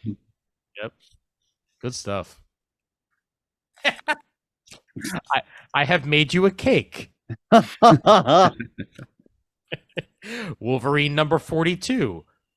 Sabretooth enters Is It Cake? The candles are the best part, though. Come on. Oh, absolutely. Slice through and find out, is it cake or is it Wolverine's head? All right, that Pat Olive Battle World cover, could you go back to that, please, on page, whatever page number that was. Battle World number 4. I always loved Pat Olive's artwork, going back to Spider-Girl and Tales of Spider-Man. Wonderful cover. Oh, absolutely. Absolutely. And written by his Spider-Girl partner, Tom DeFalco. Mm-hmm. Indeed. Page 53 for that. And then a facsimile of... Spidey 252. Yep. Good stuff. Black costume introduction. And here's Marvel Super Secret 1 facsimile edition. which it's interesting timing that they're putting Rom and Micronauts back on the shelves when, as we discussed in the issue 6 of the collections that we were reading of our Micronauts, they were advertising Secret Wars #1, and now here's the That's next right. available 40 years later. page 55. And I should say, any listeners who are into Marvel, Secret Wars, the original series, is essential reading. It's a really interesting mini series from really the height of Marvel's 80s period. Absolutely. So check it out. Agreed. Meanwhile, here we go, Ian. Here we go. Beautiful. Sensational She-Hulk #4. Look at that space suit that She-Hulk is wearing. Perfect. And I haven't read it yet, but I got in my last shipment, volume 3. Nice. The recent series. Looking forward to that. Again, your recommendation, Levy Poo. Sure. And looks like She-Hulk and Jack of Hearts are still a thing. Yep. That's good to know. And Ian, you're right. #1 of this series, the Cap by JMS, is superb. I haven't read issue 2 yet, but excellent. Yep, I very much enjoyed it as well. Outstanding stuff. And this is issue 5 here on page 61. New information about Captain America's recent attacker, a mysterious figure known only as the Emissary. As Steve Rogers, Misty Knight, and Sharon Carter scrambling to protect a peace rally from being this new foe's next target. But how can masters of physical and mental might defend against the supernatural prowess of an ancient evil? That is a great Thor cover. Wow. My God, yes. Yep. Al Ewing, Martin Capolo, page 63. Fantastic. All Alex Ross all the time. How about that cover for Daredevil #5 there with She-Hulk ruining the cane? Nicely done, page 65. Oh, Capwolf. Yep, Jeremy, it's well worth checking out. I miss Drunk Cat. I'm sure we'll hear from him eventually. He's Yes. he needs to work himself up properly and get Get into an inebriated lather. page 66 for that. I'm sure he'll go into a rant about how there's too many characters named blank Marvel these days. Oh wow, look at that cover for Fantastic Four. Yeah, the Alex Ross covers for FF have just been amazing. Oh, so good. Ian, did you read the Full Circle graphic novel from a year or so ago? I've paged through it. I own it, and I haven't had a chance to read It's a delight. We've talked about it when it came out, but oh yeah, the artwork is stunning. It's absolutely stunning. It's a good story too. All right, Avengers Inc. #5, the sequel. I'll be commenting on issues 1 and 2 in our next comic talk. Looking forward to it. And Marvel Zombies Black, White, and Blood issue 4. It's incredible how long they've kept this zombie thing going. I mean, It really is. geez Louise. Yeah. What is it, 20 years? Something like that? Yeah. Oh. You're right, and at this point, there's going to be the trailer for season 2 of What If came out yesterday, I believe, and that's coming out in a couple weeks. But from what I know, there is going to be an animated Marvel Zombies spinoff from that. Of course, that episode, and I will watch the hell out of it because damn it, zombies are fun when they're not chasing me. I need to be clear on that one. Now, I know some listeners are probably wondering if Ian is losing his mind because he's indicating zombies have chased him, but you don't know. He's just indicating that they would be less fun if they were chasing him. Exactly. I'm not saying it's happened, but if it has happened, I can't talk about it. I'll be off the air checking with Martha to make sure you're okay and that you're properly restrained at home. Okay, continue. Thank you. Page 76, Star Wars on Alliances #1. By the character's co-creator, or creator, I should say, Timothy Zahn. Ugh. One of those. Hands up. And Pat Olive, one of the artists. Yep, along with Andrea DeVito. Man, that's some good pedigree right there. Page 76. Now, because I'm really kind of out of it now with a lot of the Star Wars stuff. Thrawn appeared in which show? I believe he shows up in Ahsoka. Ahsoka. Which I haven't watched yet. Okay, Yep, that's nor what have I I. Got Star Wars stuff right now. Legends, Takashi Okazaki #1. I am all about this. To the world of Ronin we return. On page 83, it's Star Wars Samurai, baby. Nothing wrong with that. It's a great cover, So good. So good. especially R2's helm.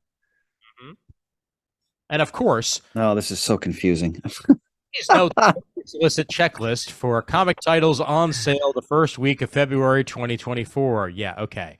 Great. Really annoying habit, Marvel. I know. Yeah. Thanks a lot, guys. Thanks a lot. Meanwhile, page 88. They've solicited them a couple months running now, and now here's the ROM Original Years Omnibus Volume 2. And that is on sale June 2024. Also available Volume 1 and Micronauts Volume 1 Omnibus as well. ROM consistently an excellent series in the 80s. Yes. Really well done. Mantlo, Gruenwald, and Stephen Grant. Yeah, like Micronauts, ROM is pretty much all Bill Mantlo in terms of the world around him, the character. All right, heading down into the Spider-Man by Michelini and Bagley Omnibus, Volume 1. This is some absolutely gorgeous artwork by Bagley throughout.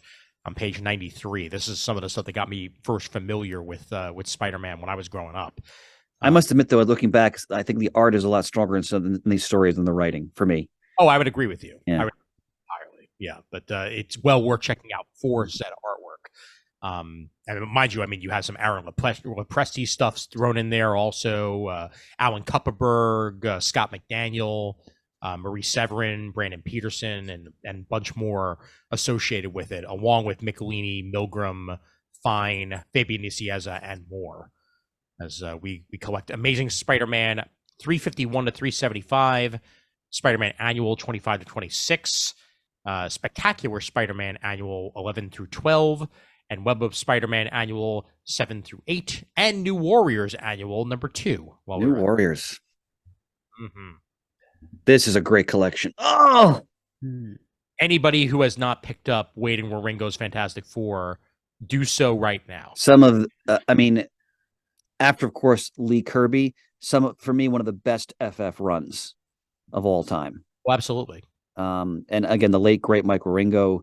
Oh, yeah. Probably the most terrifying Dr. Doom story ever put to print. Agreed. Yes. Unthinkable. So this is a top tier Fantastic Four. I remember having that issue 500 director's cut.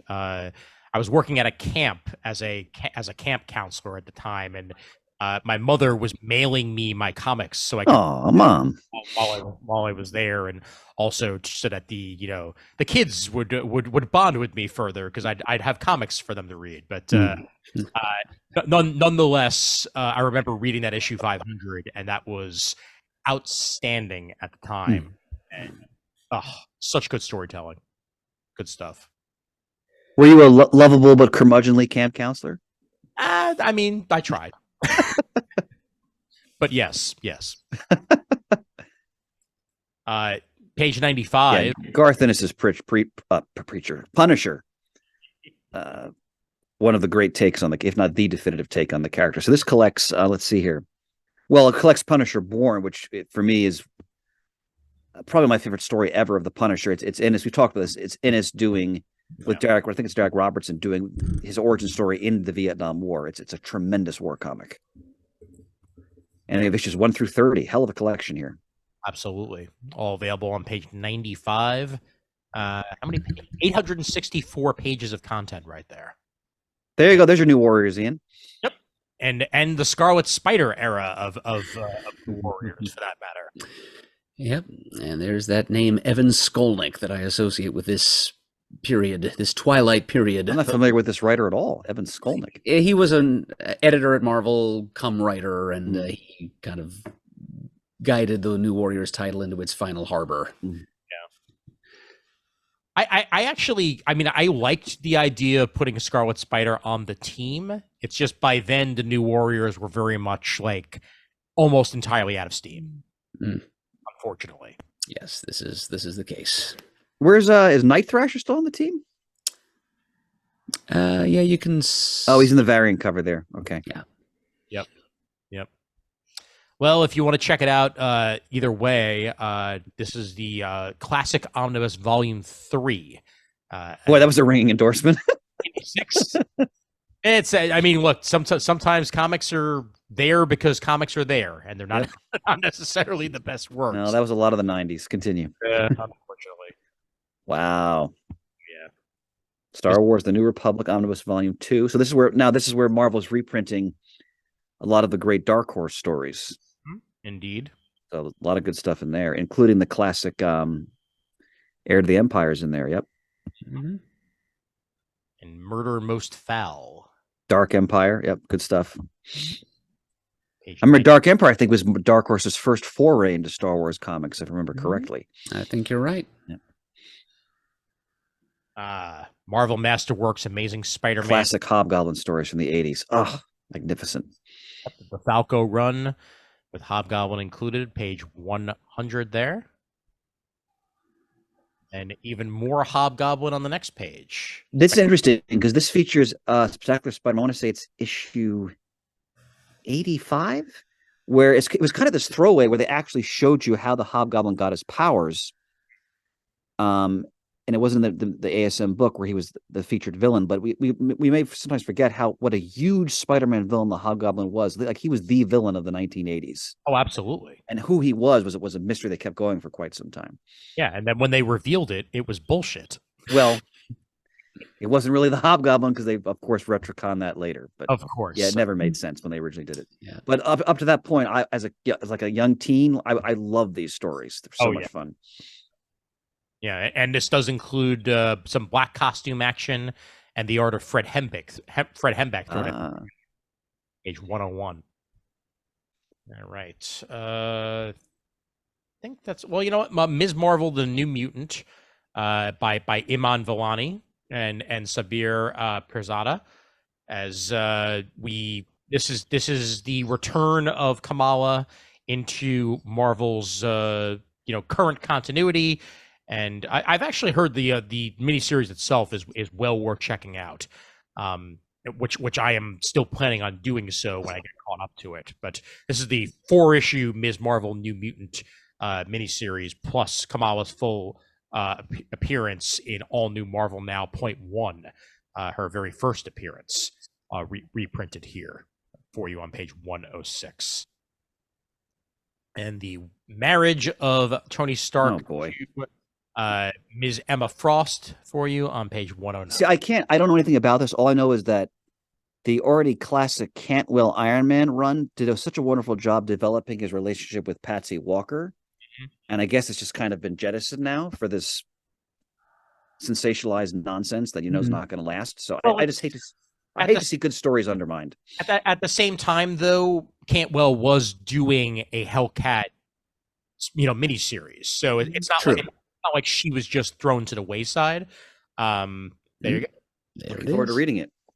No, I just thought the relationship that he created was so well done. Like, it felt real. Like, she's trying to help him with his addiction and just the fallout and her own demons. It was really well written. Yeah. Well, Tony's always been one to love him and leave him, Fair enough, Merd. Let me point out on page 112 here a Treasury edition. Oh, an invasion, and no book deserves it more. That's going to be beautiful. Wow. Gorgeous work right there. Available in March of 2024. So very much an early solicitation for that. But yeah, beautiful. A couple trades I want to comment on page 128, my friend, when you get there. Yep. I'll just mention real quick, page 119 has the first 4 issues of JMS's Captain America, since we just mentioned it. And this is the first official trade of that, collecting the first 4 issues for everybody. I got issue 2 ready to queue up. Fantastic. What was the page number, sir? 128, brother. 128. Excellent. All right. Just some classics. So we've got Later Daredevil, Silver Age, maybe into the early Bronze. So you've got issues 64 to 86. This is stuff written by Roy Thomas and Jerry Conway. A lot of artwork by Gene Colan. So really fun Daredevil stories from going into the Bronze Age. A lot of classic villains here that like the Man Bull, the Owl, the Scorpion, Black Widow starts to show up. Good stuff. And then below that, for me, some of the greatest Spider-Man stories of all time, which is Amazing Spider-Man 68 through 85, which of course is the petrified tablet stories, which we did a micro spotlight on those a couple of years ago. So for me, this is some of the best Spider-Man Silver Age stories. Just Stan Lee's firing on all thrusters in these stories. Great stuff. This is probably a collection I'll get, just like with Shane with his JLA books. The story comes out again, I'm going to buy it again. That's how much I love it. Excellent. Of course, the petrified tablet is something that we have discussed in the past. Yep. Our micro spotlight. Got to get Dan back on. There's more to talk about. Absolutely, my friend. Absolutely. And Wonder Man. Yes. Marvelverse Wonder Man graphic novel by Stan Lee, David Michelini, Steve Englehart, and Kurt Busiek, with pencils by Don Heck, Kerry Gamble, Al Milgram, and George. Kerry Gamble, good penciler. These are great books. I saw these in my LCS. So that's like almost like digest sized, where they just reprint, sort of seminal or signature stories for each character. They've done a lot of it. Like even Kang has one. And here now below that, Mary Jane has her own Marvelverse book as well. Indeed. Yep. So page 130 and 131 for that. Let's remind each readers, by the way, go back for a moment, please, Ian, if you would humor me. Thank you. This features issue 1 of the really fantastic Spider-Man Loves Mary Jane. Yes. Which, just if people had forgotten about this, to me, one of the best Spider-Man series. When was that? 2000s, Ian, that came out? 2005, yeah. Yeah. Really good. And a series that was also collected at the time in manga size. That's right. Yep. And Until Tales of Spider-Man 16, another great. Murder and I have raved about that series many times over the years. Yep. Some of the best Spider-Man comics to be found in the 90s. Yep. Look at this Mighty Marvel Masterworks Captain America Volume 3. Classic Silver Age Cap when he gets his own masthead, issues 100 to 105. Material from Tales of Suspense 95 to 98, 99. That's Cosmic Cube stories. That's Red Skull. That's Black Panther. Sharon Carter. Great stuff. Great Kirby art. 133 for that. And that is the end of the Marvel book. And onward to some more stuff. Sorry, gents, I got to give you my 10-minute warning. Yep, no worries. Terrible din of the alarm clock awaits me. I feel you, sir. I feel you. Well, it's a lot of stuff that's mid storyline in the back of the book this time around. But I will point out in Opus on page 173, Cradle of Filth, Queen of Winter, pointing out mostly Salva Rubio on the writing, Guilherme Martinez on the artwork chores. It's a remote Scandinavian village, an eerie wolf's howl, seduction and slaughter. Queen of Winter, based on the lyrical ruminations of Cradle of Filth and written by creator Salva Rubio, is a gothic tale of violence, faith, and, Viking werewolves. Viking werewolves. They buried the lead. That's exactly what they did, yes. As the Vikings weren't bad enough just on their own. I know, right? Page 173 for that. Do check it out. You didn't want to be living in a monastery like in the, 10th century. Sean Gordon Murphy and Dave Stewart on colors. So Sean Gordon Murphy on the writing and art on art. Zorro. Stewart on colors. Zorro, Man of the Dead, #1. Fantastic. Don Quixote meets Narcos. That is a crossover right there. Modern reimagining. The writer behind Batman White Knight delivers a fresh take on the legendary swashbuckling hero here. Yep, set in the present day. Yep. Don't see that very often on page 178. And this is out of Massive. and good get right here. That sounds fantastic. I think I'm gonna give that a try and make a note. Yeah, absolutely. The artwork, man, Sean Murphy. stunning stuff as always. Crashdown #1 on available on page 184.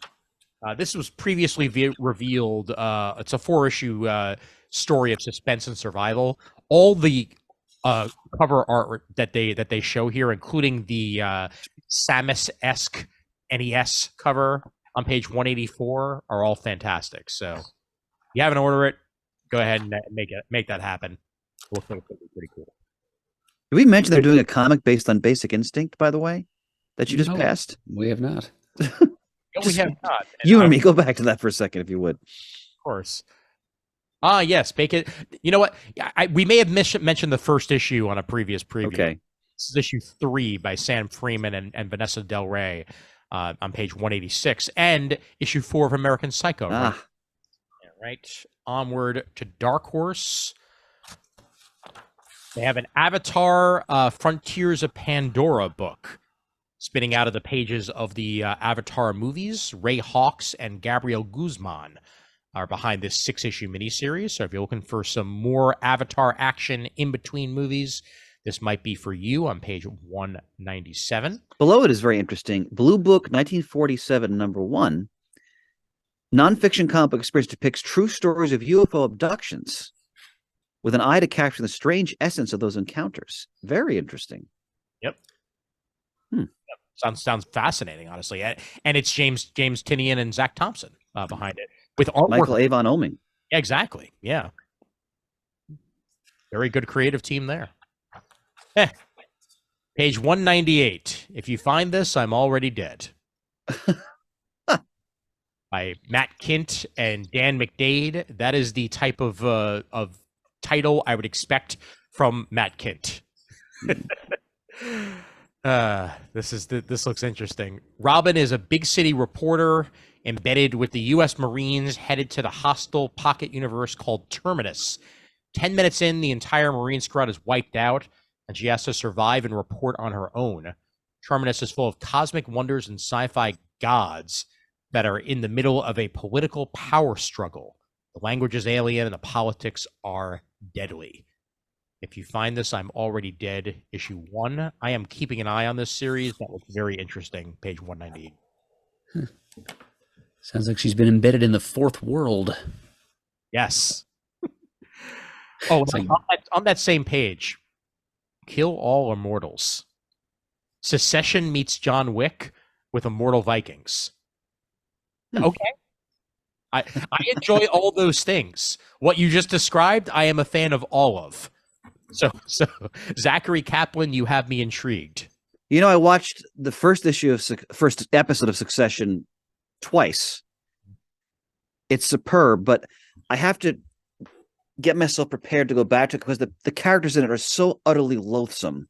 Oh, I know. Which, of course, is the point that, you know, I got to put myself in the right frame of mind because it's superb television, but God, they're horrific people. Ugh.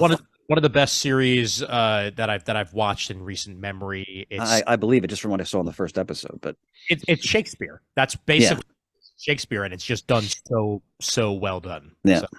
So, grew in the wild, by the way. I just got to mention that for the Deemers in the world. Sergio Aragonés and Market Evanier. Sergio Aragonés on the artwork chores, as Gru is back and stupider than ever, which is pretty on page 200. Always happy to see more Gru. How about on page 201? This is a trade paperback, but I'm definitely going to check it out. It's called New America, as they describe it as The West Wing meets Sicario meets The Wire. Wow. Okay. It is dense and action-packed political thriller. You've got me intrigued. Well, if you're comparing your book to The Wire, it better be pretty damn good. Oh yeah. The New America, what follows is the formation of a secessionist state within America, New America, and the trials and tribulations, both personal and political, of the people leading and living in this newly emergent country. Sadly, that could actually happen someday at this point. It's fine. Everything's fine. This is fiction. Page 201. Please continue to be fiction. Anyway. Oh, yeah. Page 203. How can we not mention a Godzilla Valentine's Day special? Good pick, Murd. As romance blossoms between an intrepid amateur kaiju researcher and a global kaiju response lieutenant, falling in love as they skip around the world following Godzilla's trail of destruction. Amen to that, my friend. That is love at first roar right there. That's Fantastic. I got to get my veal now. Oh, that was. I missed you. Thank you. I'll be here all week. I want you here all lifetime. There you go.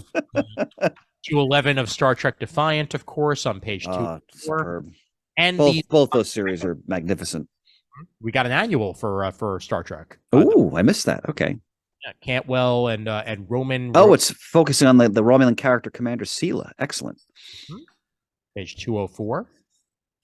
And the trade paperback for Teenage Mutant Ninja Turtles Usagi Yojimbo, Where When by Stan Sakai, available for you on page 205.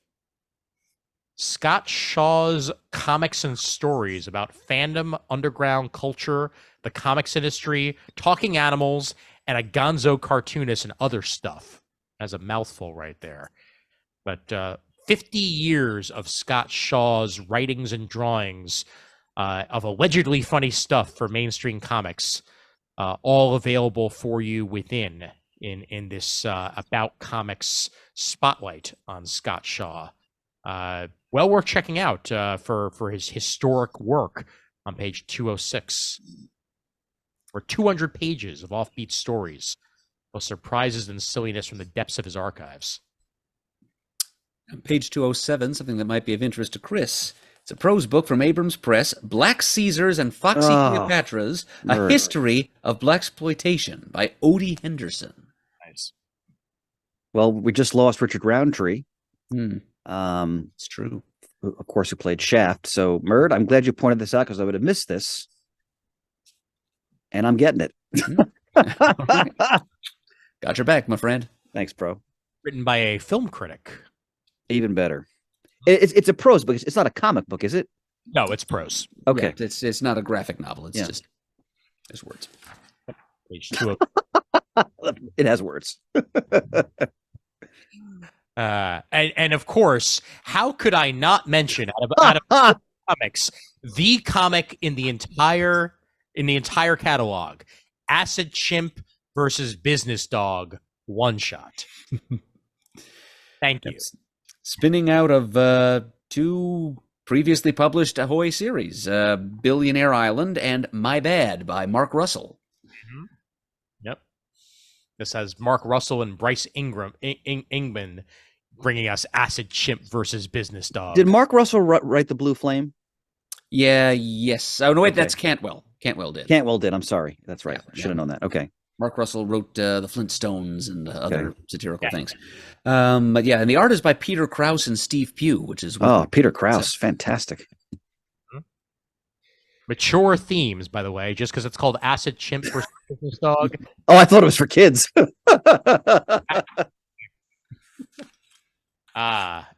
Jeff Parker and Mike Norton's Ninjax Super Killers getting its conclusion here on page 2. Now, was it the first issue resolicited for this? Yes. Well, yes? Okay. It was supposed to be a 4-issue miniseries, but then they collapsed it down into 2 extra-sized issues. Mm-hmm. Gotcha. Yeah, because remember, this is basically the reborn Valiant on their Alien books.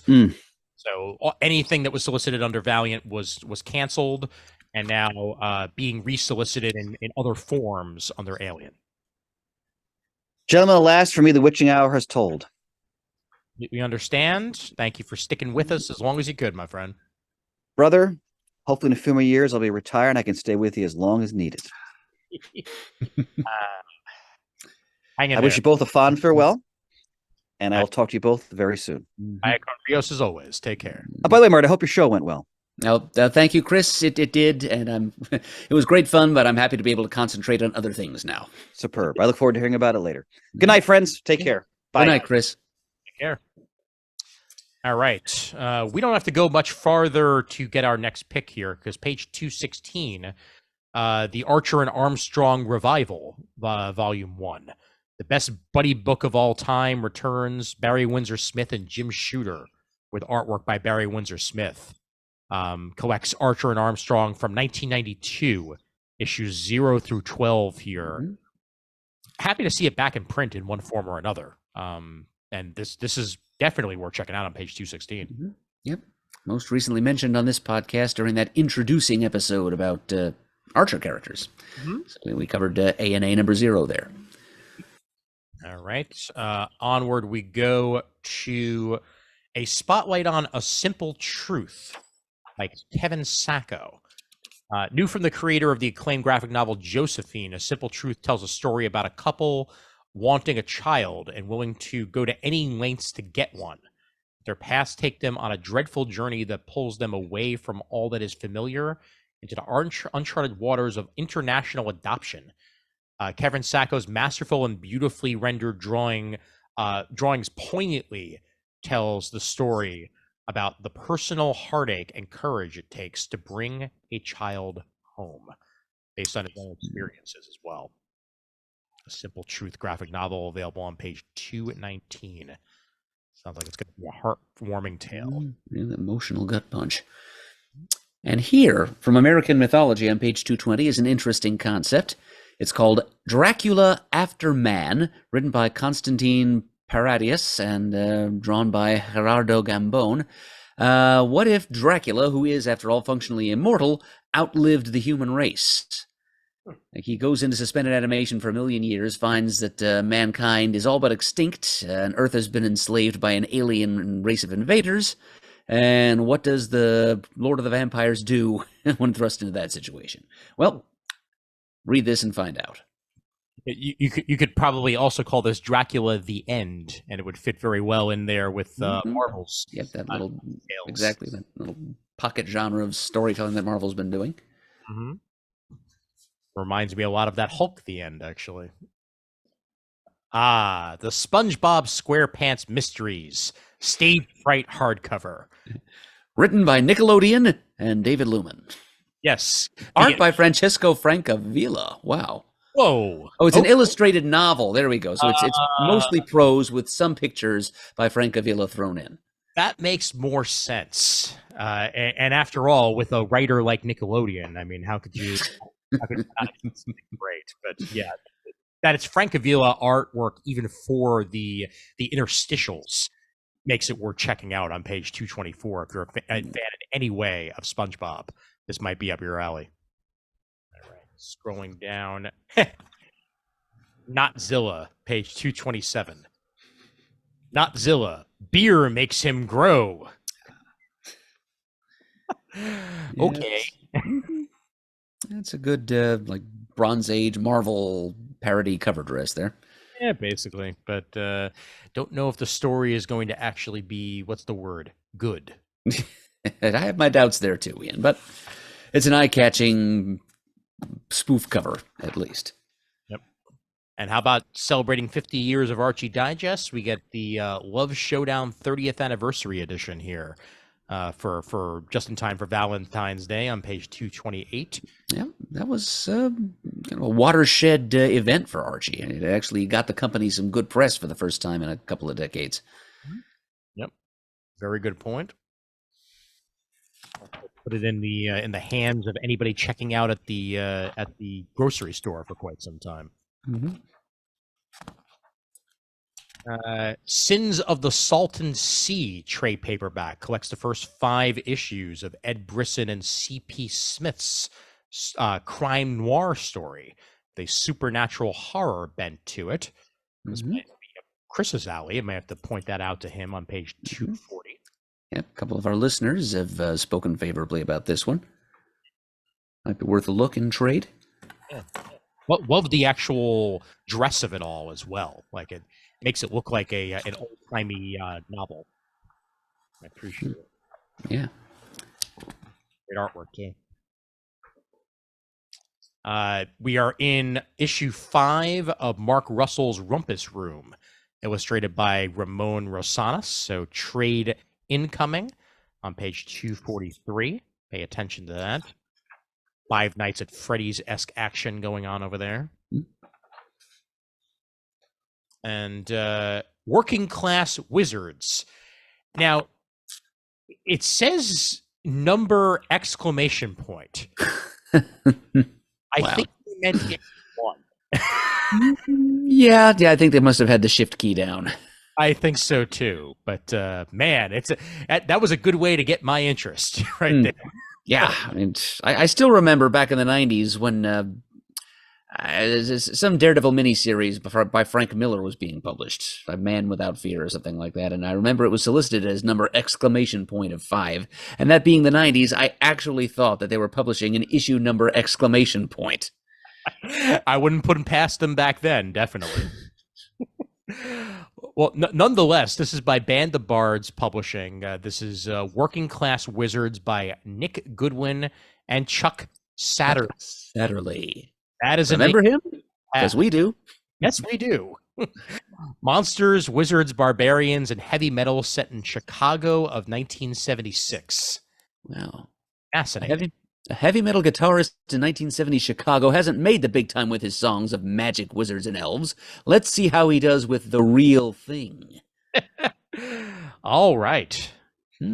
I'll have to pay attention to that. Yeah, I think I will too. Well done, Chuck. Well done. Man, yeah. Wow. I didn't talk about a name for the past. All right. Let's move it over to Conquest Julius Caesar's Gaelic War. Graphic novel by Tarek Ben Yaklev and Vincent Pompetti. Another one that Chris may be interested in for the historicness of it all, page 250. Set in 58 BCE, the Helvetii of Gaul leave their homeland, requesting safe passage through Roman territory. Seizing the opportunity to realize his dream of conquering Celtica, Julius Caesar blocks their passage, launching the Gaelic War. And over the next 6 years, with his famous 10th Legion, Caesar will lead the Roman Empire's last military campaign leading up to the Roman Civil War. Certainly some historic battling going on here with Conquest Julius Caesar's Gaelic War on page 250. Offered again, by the way, page 264. Showa, A History of Japan, Volume 1, 1926 to 1939. If you haven't checked that out, it is well worth giving a go. As are the other things on here, like the Shigeru Mizuki's Hitler graphic novel, and Kitaro, Japan's classic manga. All worth giving a go on page 264. Mm-hmm. I feel like we had a few months where IDW was actually listed at the front, and now it's back to where it originally was in the eyes. So we haven't quite gotten to it yet. No, we've gotten there. We've already been past it. Remember the Godzilla Valentine special and the Star Trek books? Yeah. God, for some reason I was thinking Dark Horse, and yet lo and behold, that was IDW. Oh well, I'm clearly tired. Let's move on to It's Winter New Year Love Story. You are allowed to be tired, Ian. It is getting late. It is, and it's been a weird couple of weeks, and I'm still fried from Spamalot on Tuesday, to be honest with you. That would be a draining experience, certainly. And I'm still Rogers and Hammerstein addled myself. Well, at least I got to see the knights who say "nee." And they continue to say it until they were appeased. Indeed. The best part about the show is rather than the asking for a second shrubbery, they wind up asking them to make a Broadway musical, and then it goes off the rails from there into its own story. It's a lot of fun. How about Jingling Yang's Lunar New Year Love Story? Great featured item here on page 287. Two graphic novel superstars join forces in this heartwarming rom-com about fate, family, forgiveness, and dancing. Valentina Tran used to love Valentine's Day, but when she learns the truth behind her parents' separation, she concludes true love is a lie. The ghoulish visage of Saint Valentine appears and promises to protect Val from heartbreak, but only if she gives up on love permanently. Very fascinating take on the story there. Luna New Year Love Story by Jin-Wen Yang and Wei Wen Fan on page 287. Kind of a It's a Wonderful Life type thing going on there. Yeah. On that same page, History Comics Hip Hop, The Beat of America graphic novel by Jarrett Williams. Wow. It's not even by Ed Piskor. Oh, it's not. Yeah, it seems like it would be his bag.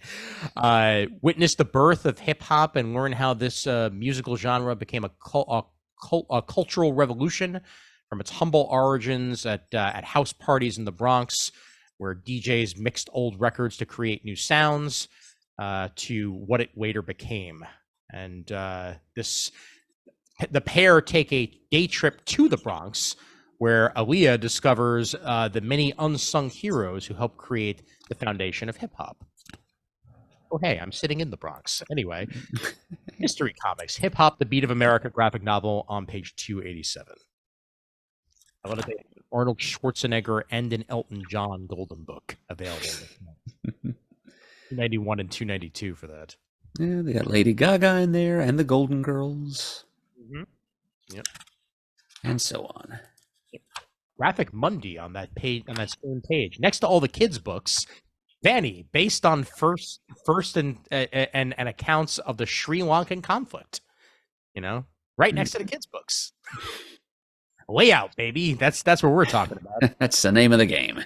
In the tradition of Mouse and Persepolis, Vanny is a graphic novel documenting the human side, the conflict between the Sri Lankan government and the Tamil Tigers, set in the northern region of Sri Lanka, which was devastated by the civil war. This graphic novel follows the Ramachandran family as they flee their home after the 2004 tsunami and move from one displacement camp to the next, seeking an ever-elusive safe haven and struggling to keep each other alive. Heart-wrenching stuff once again, but slice of life, and these are sometimes some of the best comics to come out are ones that actually have basis in real world and stuff that actually happened to the person who's experienced it. So might be worth checking out. Got this thing to press in a timely fashion too, because the Sri Lankan conflict is not that far, not that long ago. Still timely. Yep. Page 292 for that one. Once again, out of Graphic Monday, PSU Press. Offered again some Phantom Gold Key Years books.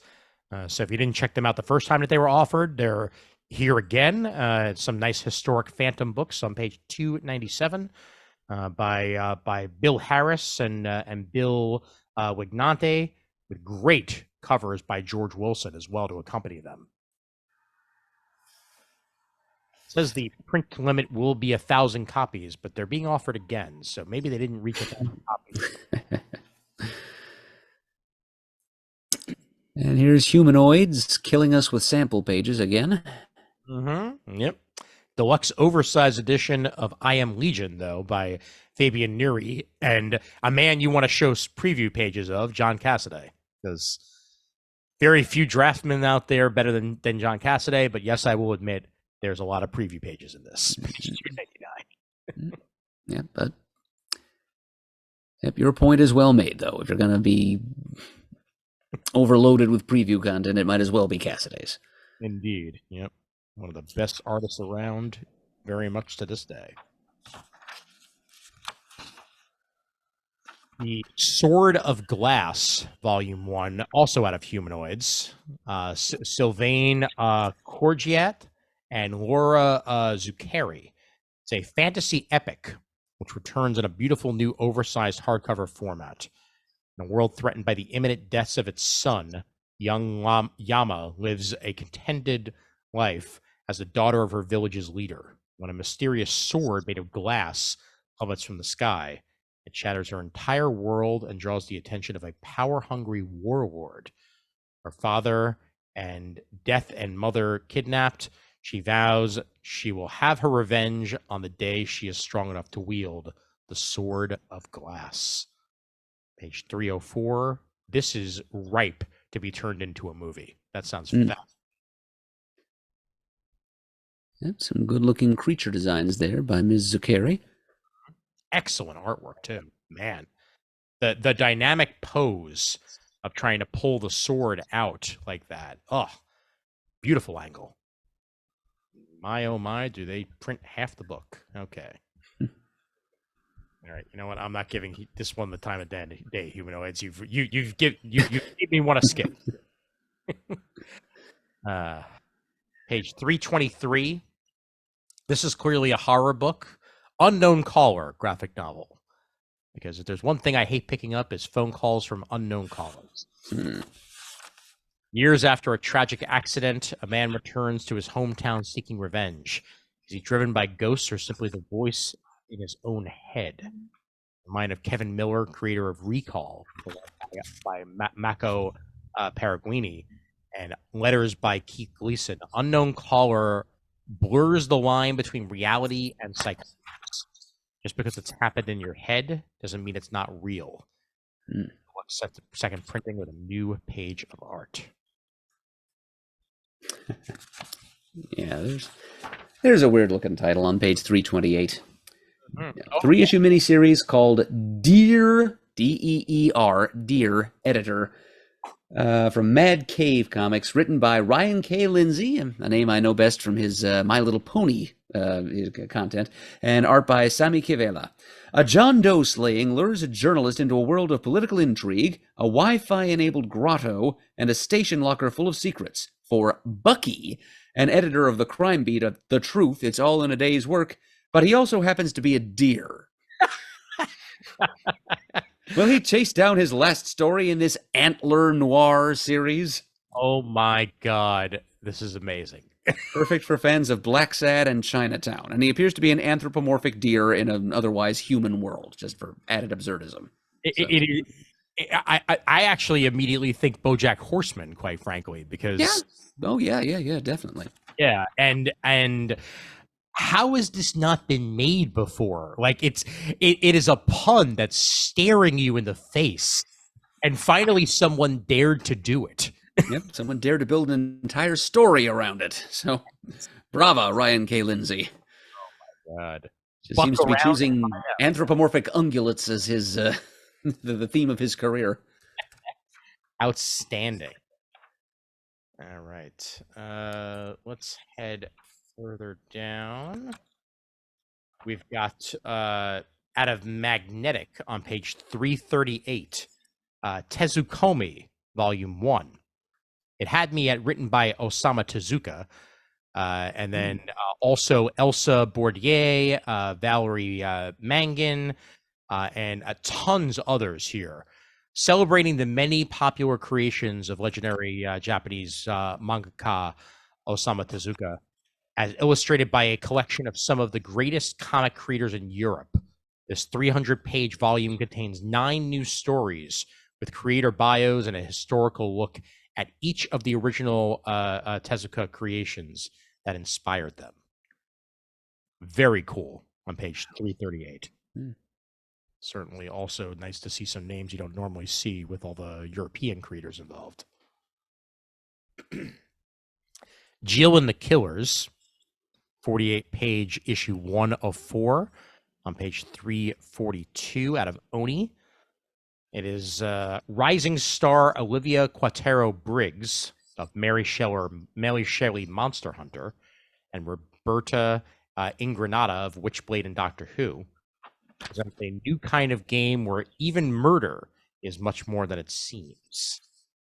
Turning to school after the unsolved disappearance of her mother, Jill Estrada can't wait for things to return to normal, even as her friends become compulsively obsessed with box killers, a true crime subscription game where each month's unsolved case is custom tailored to the life of its player.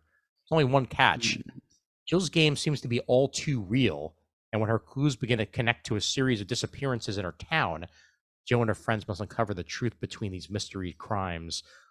before one of their own becomes the next victim. Mm-hmm. Yep. Intrigue. It's a murder mystery for our boutique by mail culture. Mm-hmm.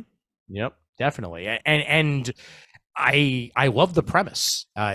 Especially I just got, well, it's still running, but I'm currently watching the Goosebumps series on Disney Plus and loving it. And this would fit right in with R.L. Stein's sensibilities.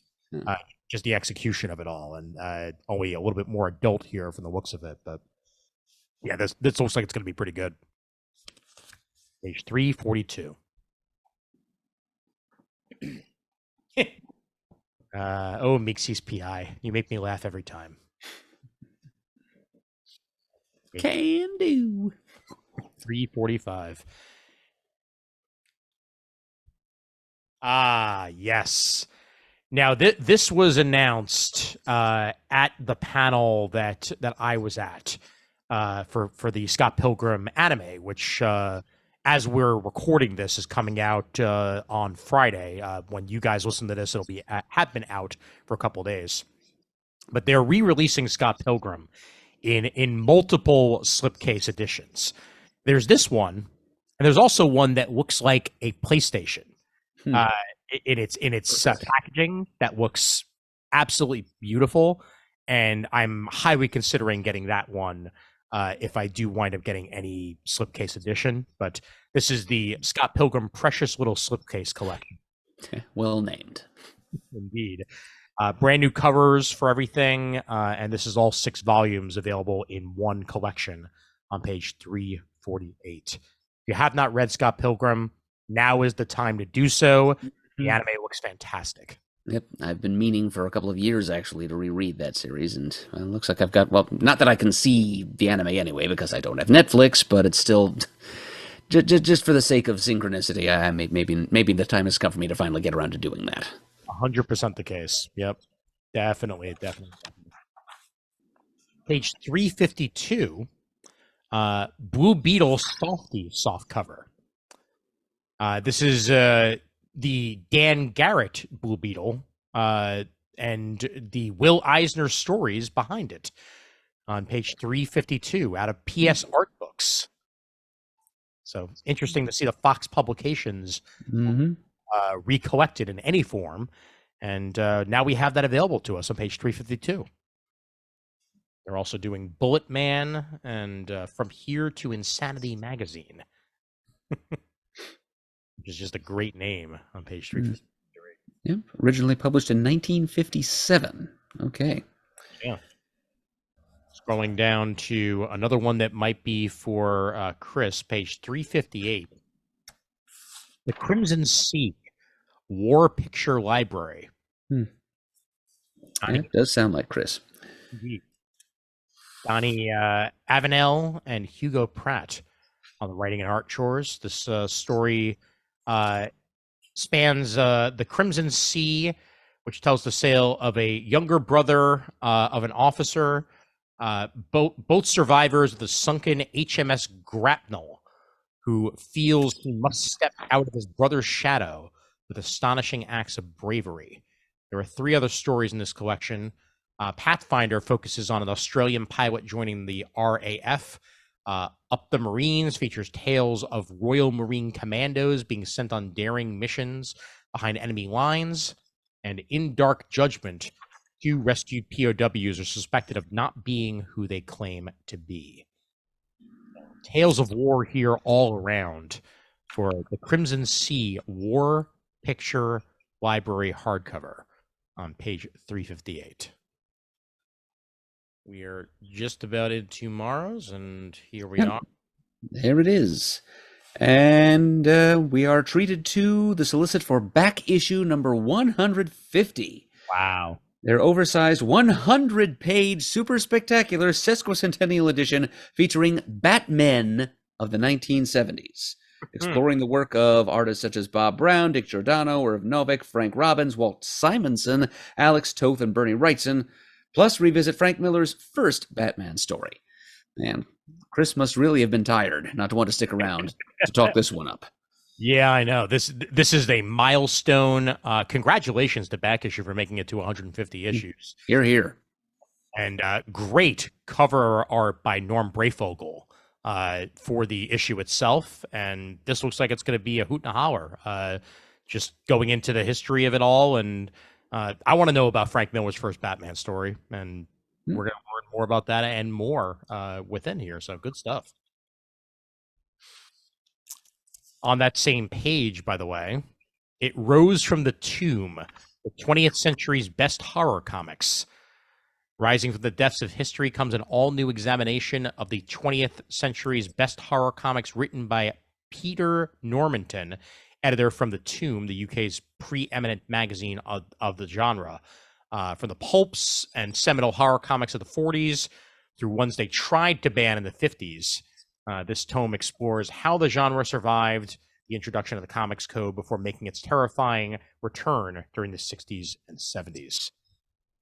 Exhumes Bernie Wrightson's darkest constructs, artwork by Frank Frazetta, Neil Adams, Mike Kaluta, Ditko, Matt Fox, Warren Creamer, Bill Everett, Russ Heath, and more. This is definitely, for any horror fan, 100% worth checking out. Mm-hmm. All right, and with that, I think we have just a few more pages until we get to the manga section. Page 372, have to mention it, the complete series of Godfell. I have heard a lot about this series on page 372. One sunny day in the land of Kerathim, God falls dead from the sky. The impact sends out shockwaves that draw in royal families at war, shadowy creatures of the dark, and armies of the dispossessed, all coming to lay claim to parts of God's body. Into this power struggle wanders Zanzi Vuilin, a soldier and berserker trying to get home from a year-long war. Forced to fight her way through the strange landscapes in and on God's corpse. From the soles of its feet to the top of its head, Zanzi will acquire a mysterious traveling companion named Neth, who's on her own pilgrimage. This is the entire series here in one volume of Godfell on page 372. 160 pages for $20. Really can't beat that, and it's in full color. So if it's up your alley, do check it out. And then, money shots. Once again. Tim Seeley, baby. But great cover though. I gotta tell you, like just the entire trade dress for it all is beautiful on page 373. 70s as heck. All right, I think it's manga time. Yep. Let's have it. Started out on page 387 from the Eisner Award-winning creator of Cats of the Louvre, a based on manga, its inspirations, and the intricate relationships between creator and editor. We get Tokyo These Days by Taiyo Matsumoto. For 30 years as a manga editor, Kazuo Shiozawa suddenly quits. Though he feels early retirement is the only way to atone for his failures as an editor, the manga world isn't done with him just yet. Long after his retirement, Shiozawa is called to help deal with an incorrigible manga creator who refuses to work with any editor but him. With this interaction and so many more, Shiozawa Tokyo brings these brims with memories and inescapable bonds between manga creators, their editors, art, and life itself. It's these slice of life stories that are my favorite when it comes to manga, and this looks great. It really does. Page 387. Reminds me of like Bakuman a little bit in its behind the worldsness of manga creation, mixed with the actual, real world slice of life. What do you do after you retire version? All right, I'm gonna go for one more if I can find it. Let's hope it has a weird name. You know what? Page 409 Apple Black Volume 1, Rockport Edition. Many years ago, humans acquired fruits called black from a tree that descended from the skies, which turned humans into sorcerers. Because that's what you do when you eat magic fruit. Sure. Or you could turn into a stretchy pirate, too. You know, That is your very rhymes may vary. Exactly. All of the black is now extinct. Humans still have sorcery inherited from their ancestors. As generations go by, the effect of black in their bloodline diminishes, and sorcerers use a variety of objects as wands to harness their magical power. Blessed by Merlin, the god of sorcery, with the Erudite's arm, Sano, a young sorcerer, has the ultimate wand. He's raised and trained in isolation and secrecy to be the world's savior, known as the Trinity. The savior is believed to be the one who dawns the infinite night, an eternal night of chaos. As his fellow gifted allies, the sorcerer accompanies Sano on his quest. The treachery, betrayal, and evil that have plagued nearly all of Eden emerge again to threaten the world. Can he survive? You'll have to find out through Apple Black, Rockport Edition, Neo Freedom. Well, I actually am intrigued by the fruit angle, but and the sorcery, you know. I mean, I like the idea of it being passed down and then like waning, and then having to, you know, actually focus your power through a vessel of sorts in order to go on. An assortment of objects that become wands. Indeed. Yep. That could be pretty cool. It could be. Hopefully it is. And meanwhile, speaking of Osamu Tezuka, let's end it out on page 420 with the Osamu Tezuka story, A Life in Manga and Anime. This is a new printing. It's a biography of the man himself, Japan's god of manga, as it looks at one of the 20th century's great creative artists, and manga would not be what it is without him. So Stonebridge Press is reissuing this A Life in Manga and Anime softcover on page 420. Do check it out. I think that's it. Anything of note in the toys? Well, if it can be reached easily, and it looks like it can be. Page 27, there is a picture of a sweet Chewbacca statue. Let's see, here we So go. let's just fade out on that image. Yep, there's Thrawn, and there he is. Wow. Whew. That the detail to the fur. Mm-hmm. It literally looks like it's flowing. That is something else. Yep, that is a very lifelike walking carpet. Yes, it is. Wow. How about that? And then, by the way, on the next page, page 28, these Avatar: The Last Airbender gallery PVC dioramas are great. So anybody who is a collector who wants Avatar: The Last Airbender stuff, this is going to be for you. All right. And with that, we have a bolt, and it has been shot. Fantastic. Thanks for sticking with me as always, Murd. So yeah, my pleasure, Ian. This has been therapeutic for me as well. All righty. Are you ready to be Shane? Ready, willing, and able. Okay, fantastic. Then in that case, a thank you once again to you folks out there, patreon.com/comicgeekspeak, as we would not be able to do any of this without your continued support of the show for as little as $1 a month. We keep the lights on, and we thank you for it. So patreon.com/comicgeekspeak for that. And here we are with the end credits music, just like that. If you'd like to send us an email, you can fire it off to comicgeekspeak@gmail.com. If you'd like to leave a voicemail, you can call 267-702-6642.